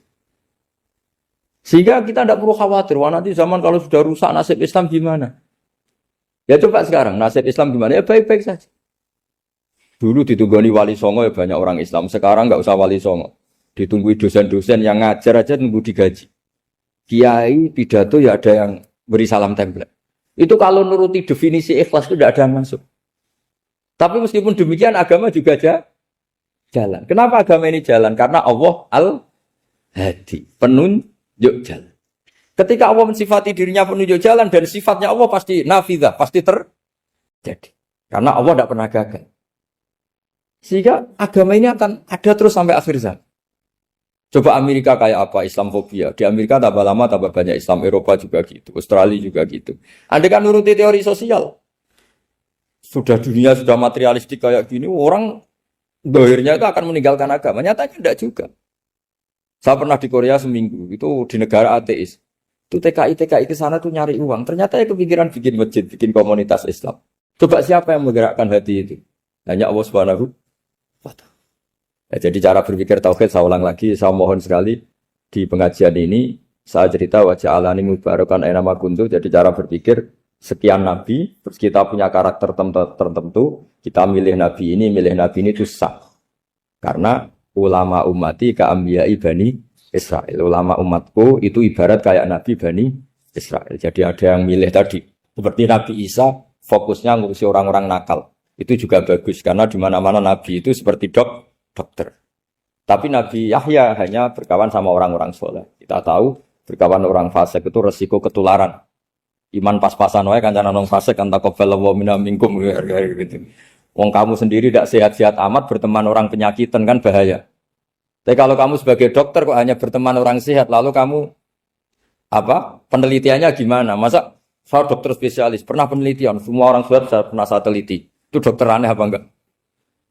Saya dokter spesialis TBC, spesialis paru-paru. Yang kamu teliti siapa? Semua orang sehat. Pernah meneliti yang sakit? Tidak pernah. Kan ya jadi dokter aneh. Tapi misalnya terus kamu sendiri terus berteman orang penyakitan terus kan ya rawan tertular.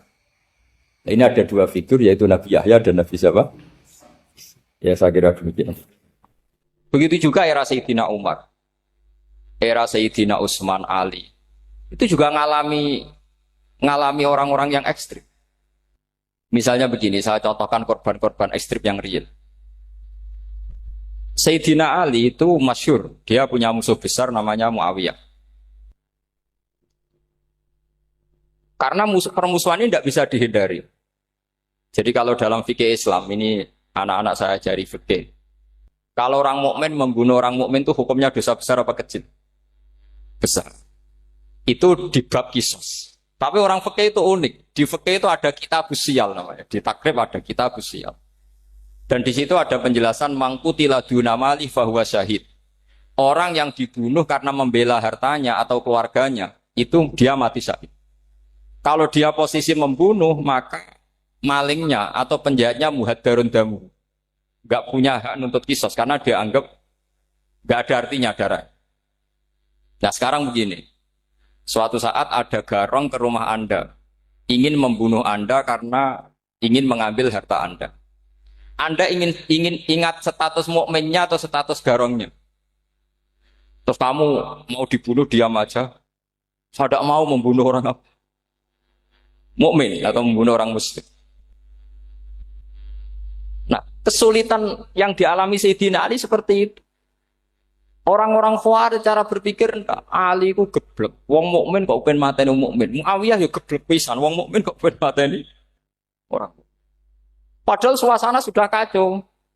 Ketika seorang penjahat mau membunuh yang punya rumah dan yang punya rumah ingin membunuh penjahat. Itu namanya mukmin bentrok sama orang mukmin. Apa orang benar sahibul hak ingin mempertahankan haknya? Tidak sampai saya tanya. Itu sahibul hak, yaitu yang punya rumah, ingin mempertahankan haknya. Meskipun dalam duel ini kadang terjadi pembunuhan. Nah di sini ini ya, ulama ahli sunnah menyebut masalah istihadiyah. Kelompoknya Sayyidina Ali mempertahankan nyawanya, meskipun dengan cara membunuh pasukan Muawiyah. Pasukan Muawiyah juga mempertahankan nyawanya, meskipun harus membunuh pasukan Ali. Zaman itu susahnya istihad. Tapi orang Khawarij cara berpikir enggak, ini biang keladi masalah itu Ali sama Muawiyah. Mereka malah rapat, ya sudah dua-duanya bunuh saja. Ya masyhur tuh, akhirnya Sayyidina Ali dibunuh oleh orang Khawarij. Makanya ini penting ya, pentingnya ngaji seperti ini. Jadi kamu harus dilatih berpikir nubuwah. Ya dilatih berpikir apa? Nubuwah disebut al-ulama warasatul. Meskipun dengan cara yang ekstrim, tapi pikirannya saja, jangan perilakunya. Saya punya contoh sekian kasus, sekian tragedi. Misalnya begini. Saya itu dulu punya teman, dia soleh, bisa baca Fathul Mu'in. Dia itu janggal. bilang sama saya, Gus, tidak biasanya Rasulullah itu agak-agak nyindir orang fakir. Ini kok ada hadis kadal fakru ayakuna kufur. Bahwa kefakiran itu mendekati apa? Kekufuran. Dia itu aneh, aneh sekali. Biasanya tidak biasanya Rasulullah kritik seperti itu. Walhasil ini singkat cerita, anak ini ngalami satu trauma. Dia itu miskin. Gara-gara miskin gitu jadi burunya orang non-muslim. Dan sering disuruh nganter majikannya itu ke tempat-tempat lokalisasi. Dia mulai mikir, ini gara-gara fakir saya harus nganter orang ke lokalisasi. Mulai ingat dia, Sodako Rasulullah ini gara-gara fakir saya jadi pengantar orang ke lokalisasi. Suatu saat majikannya itu benar-benar bangkrut. Malah tidak disuruh nganter. Pokoknya carikan yang cantik bawa sini. Pusing. Nah, dia akhirnya walhasil lari terus keluar. Terus dia cerita betapa ekstrimnya fakir sehingga gara-gara fakir saya harus jadi penolong orang yang mau apa mak. Anda boleh berpikir ekstrim, tapi ekstrim dalam melawan kemungkaran itu tadi saya nggak boleh jadi fakir, tapi takutnya fakir yang nanti jadi alat kemak. Imam Ghazali juga punya contoh seperti itu. Imam Ghazali pernah marah besar ketika tren di Baghdad itu orang belajar fikih semua. Hatta la yakuna thamma tabibun illa min ahli dhimmah, kata beliau. Sampai di Baghdad itu tidak ada dokter kecuali orang kafir dhimmah. Akhirnya kalau ada ulama sakit, saya masih ingat pas kecil, kalau ada ulama sakit itu tidak boleh dibawa ke rumah sakit. Takutnya ketemu dokter muslim, non-muslim malah disuntik langsung apa? Mati. Akhirnya ulama saat itu berfatwa, orang Islam harus ada yang jadi dokter. Banyaklah gus-gus yang sekolah ke dokter. Yang masyhur ya seperti Sahal itu, Sahal bin Abdul Fattah. Itu dulu putranya Ki Fattah yang menolong Mbah Mahfud saat sembunyi. Saking idolakannya Basal, anaknya dinamakan Sahal, tapi dia jadi dokter spesialis bedah. Begitu seterusnya urusan negara. Dulu itu orang jabat itu tidak boleh, karena jabat itu dekat dengan syubhat, dekat dengan haram. Tapi gara-gara pejabatnya non-muslim, kalau bikin aturan ya ala non-muslim. Ulama akhirnya sadar, andaikan kita yang jabat pasti tidak seperti itu. Bisa bikin perda ini, bisa bikin pelaturan begini yang menguntungkan Islam.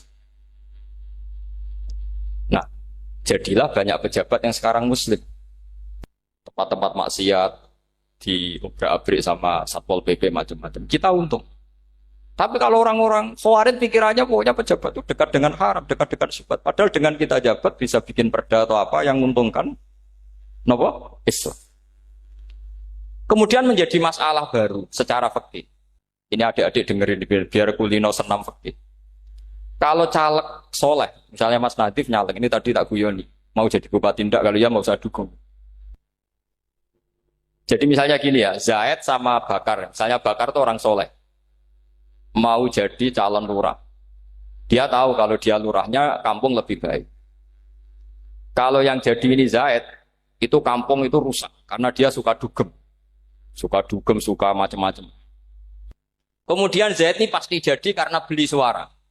Misalnya per kepala itu dibeli 50.000. Bakar ini kalau nggak beli suara kalah.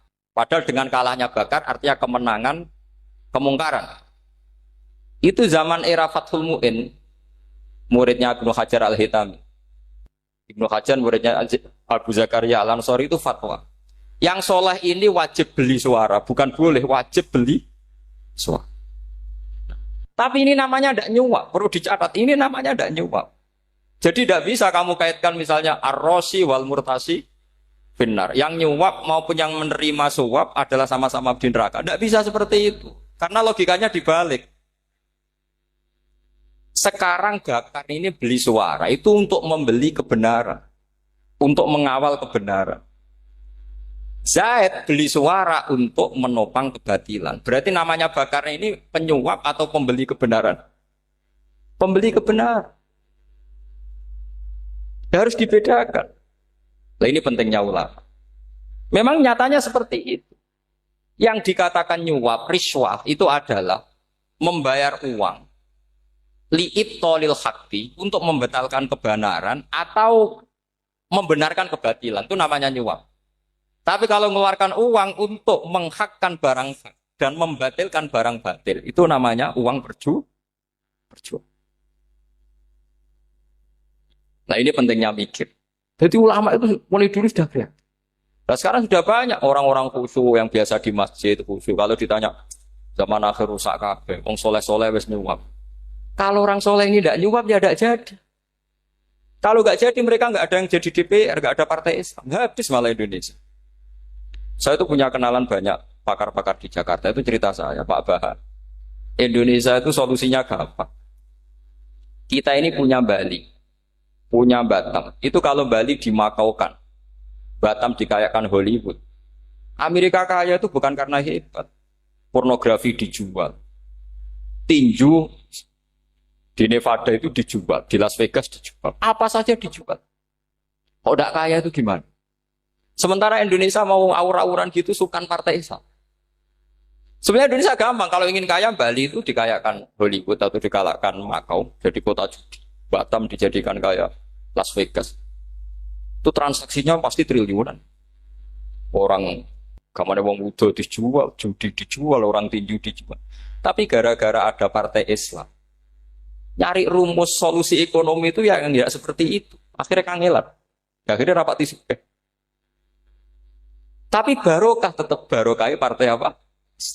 Yang menangnya caleg-calegnya rata-rata ya beli. Kalau tidak beli habis. Saya bukan menghalalkan nyuap, enggak. Kalau nyuap tetap haram ila yaumil qiyamah. Tapi kalau suratul masalah seperti ini kamu mengatakan suap itu beda. Ini suratul masalah yang tidak ada kaitannya dengan asal lawannya batil. Kecuali lawannya sama-sama hak. Dua calon di kampung itu soleh sama soleh. Ini yang soleh bayar nggak boleh karena siapapun yang jadi soleh itu nggak boleh.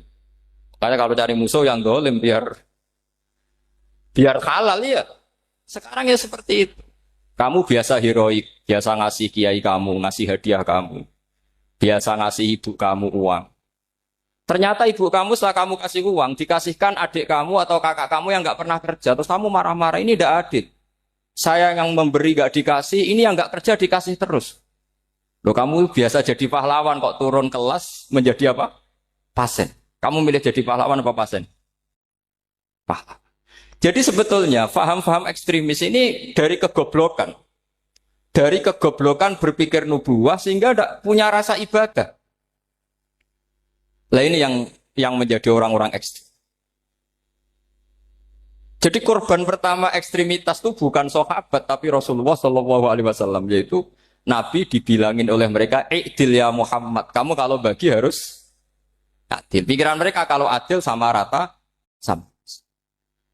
Jadi kalau pakai pikiran itu, saya minum di sini itu haram, mau udah ikut bikin kok minum. Enak tamu, toko-toko mangan, sing masak kangelan urung. Itu jajan bareng. Itu sama seperti kasusnya Bahram Al-Majusi. Dia itu seorang raja kaya, punya anak cantik.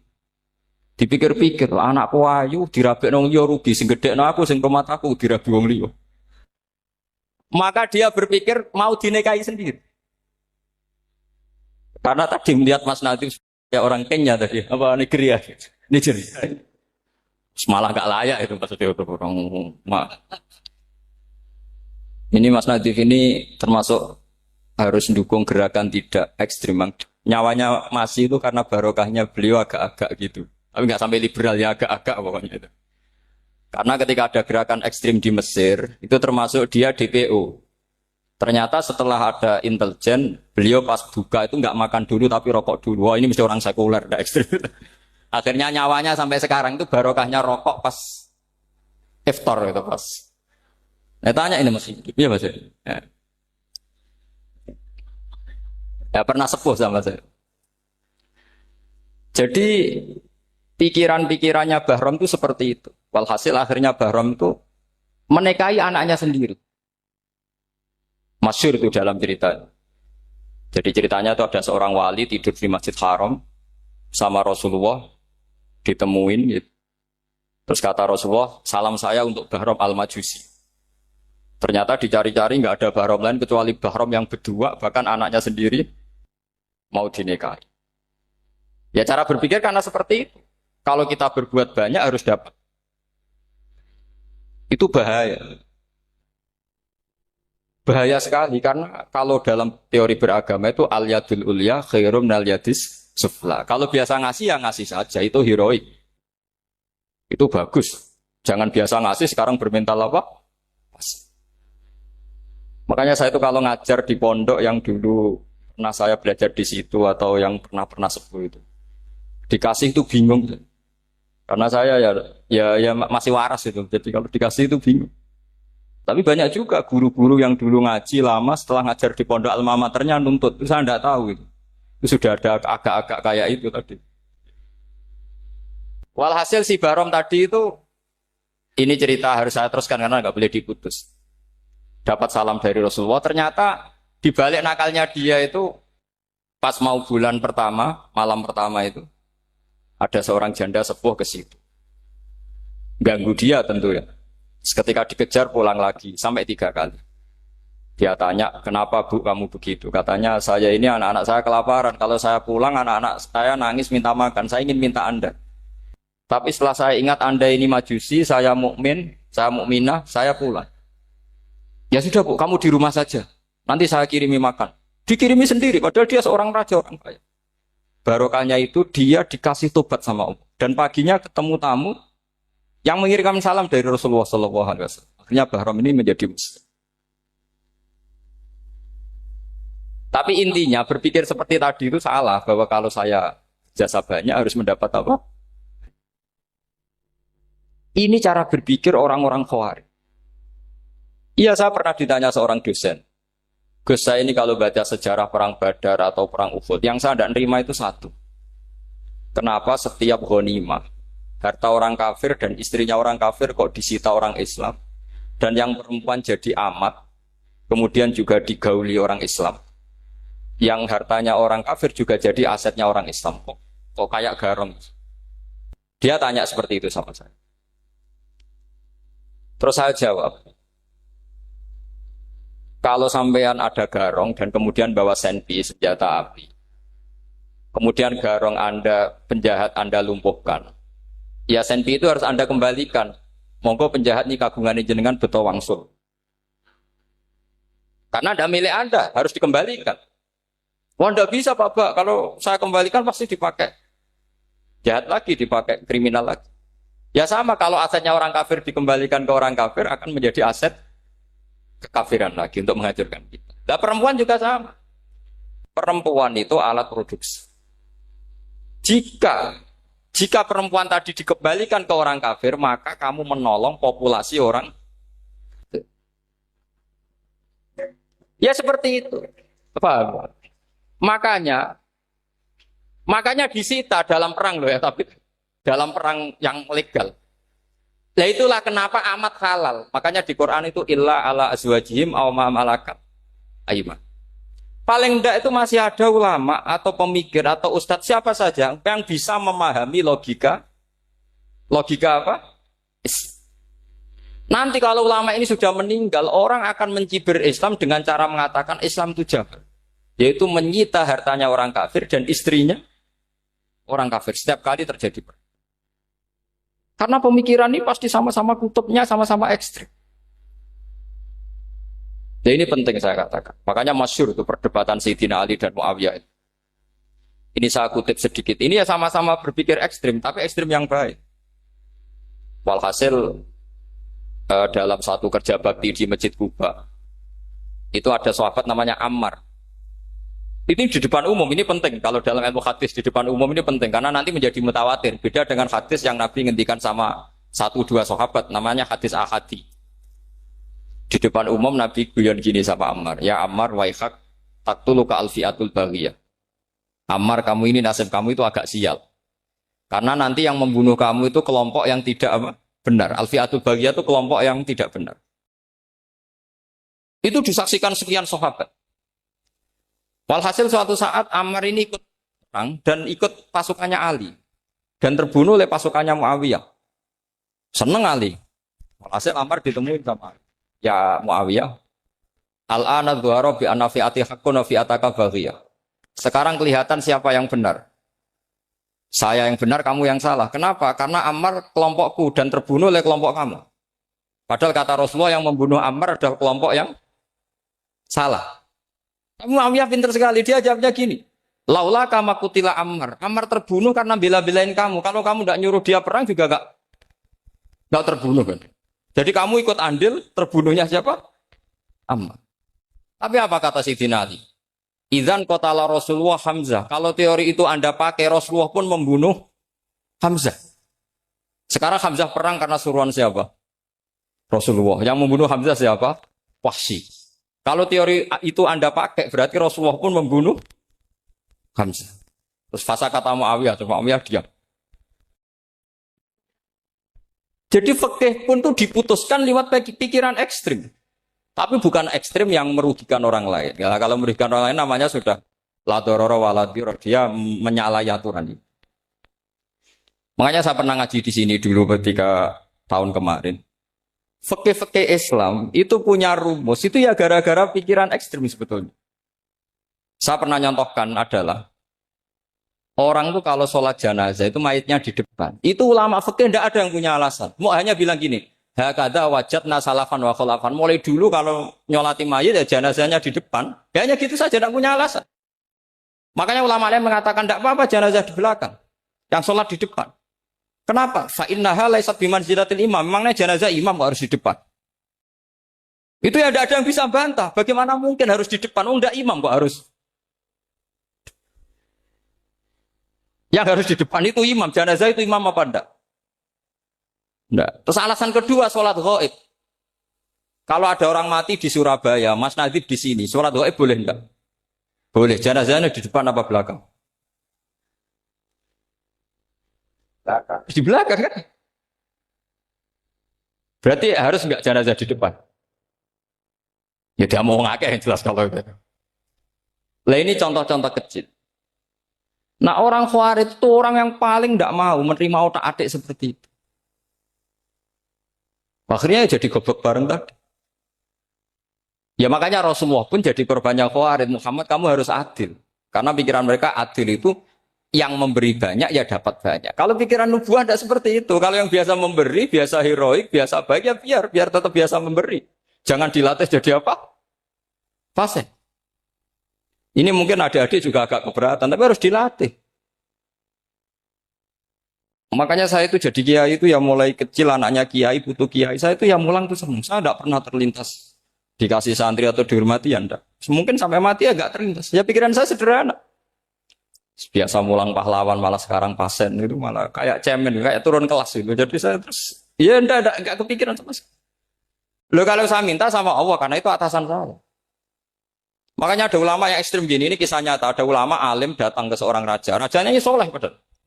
Ternyata pas raja itu berdoa, ya Allah saya kasih ini, kasih ini. Padahal ulama tadi itu mau mengajukan proposal. Mau minta apa gitu. Terus dia pulang ketika ditanya, Pak Kiai kenapa pulang? Ternyata raja itu minta zat yang sama yang saya mintai. Kalau raja saja masih minta, ngapain saya minta raja? Saya akan minta zat yang dimintai raja. Terus pulang dia. Oh, itu ya pikiran ekstrim, tapi bagus ekstrimnya. Saya akan minta zat yang dimintai. Kalau sampean kan uteke saya les, sholat dinteni, tetap jalo. Oh, orang mikir seperti itu. Memang salah didik, salah itu tadi. Nah, ini harus dilatih. Masyhur itu ketika Nabi pas Fathu Makkah itu. Orang-orang Ansor komentari Nabi gini, ketika Nabi sangat happy di Mekah, sangat enjoy di Mekah, kata orang-orang Ansor, Amar rojul fa'adroka durok fatun fi ahli wa ulfatun fi asyiroti. Namanya orang pasti happy kalau di kampung halaman. Jangan-jangan Rasulullah itu nanti hidup di Mekah lagi, karena Mekah sudah dikuasai orang Islam. Beliau pasti kangen sama keluarga, sama Mekah. Tapi ya sama, ketika Rasulullah mulai ngasih itu, orang-orang Quraisy dikasih banyak, orang Ansor juga pikirannya seperti itu. Baru orang Ansor dilatih pikiran nubuah, yaitu tadi. Mereka itu dapat kambing, dapat sapi, terus pulang. Kamu mendapat saya, milih mana? Milih Rasulullah Shallallahu Alaihi Wasallam. Sekarang kamu saya balik. Kamu punya kiai, kamu bisa memberi hadiah, memberi beliau. Suatu saat kiai Anda ini kaya raya, terus sering ngasih orang-orang yang nggak pernah berjasa. Kamu nggak pernah dikasih. Itu kalau pakai pikiran khawarij, kiai ini salah karena ngasih orang yang tidak apa? Berjasa. Tapi kalau kamu pakai pikiran nubuah, enggak. Alhamdulillah saya tetap istiqomah memberi kiai itu. Dan alhamdulillah nggak dibales. Semoga balasannya di akhir. Ya sudah seperti itu. Kalau pakai pikiran gengsi tadi seperti itu. Masa biasa memberi sekarang posisi diberi. Saya rak turun apa? Kelas. Jadi sebetulnya pikiran ekstrim itu boleh, tapi untuk yang seperti ini bukan ekstrim yang tadi. Makanya ini disebut al-hujat. Al-hujat itu satu logika yang bisa mematahkan asumsi awal. Ini saya harap santri-santri matolek, putra maupun putri berpikir seperti ini. Sehingga sama. Jadi misalnya sekarang dibalik. Kalau ada orang NTT yang masih non-muslim, itu orang kafir yang harus dibunuh atau orang kafir yang harus didakwai. Mesti pikirannya itu, kalau Nabi itu ya semua yang didakwai Nabi dulu orang kafir.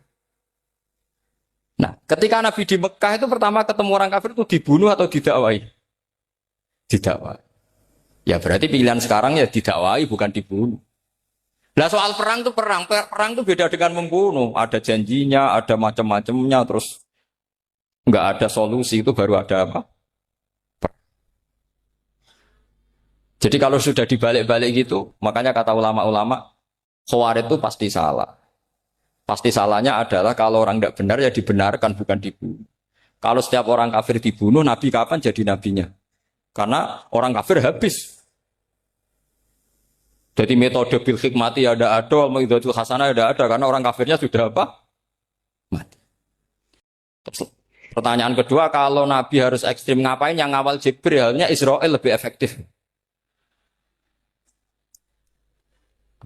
Jadi kalau sama-sama ingin ekstrim, Nabi itu nggak usah dikawal Jibril, kan enggak efektif kan? Harusnya yang ngawal itu siapa? Israel. Kan nggak repot. Nah, jadi saya mohon ini saya cerita. Jadi korban pikiran ekstrim itu bukan siapa-siapa. Pertama itu Rasulullah. Akhirnya Rasulullah menjelaskan, ya beginilah cara berpikir. Jadi saya kira demikian.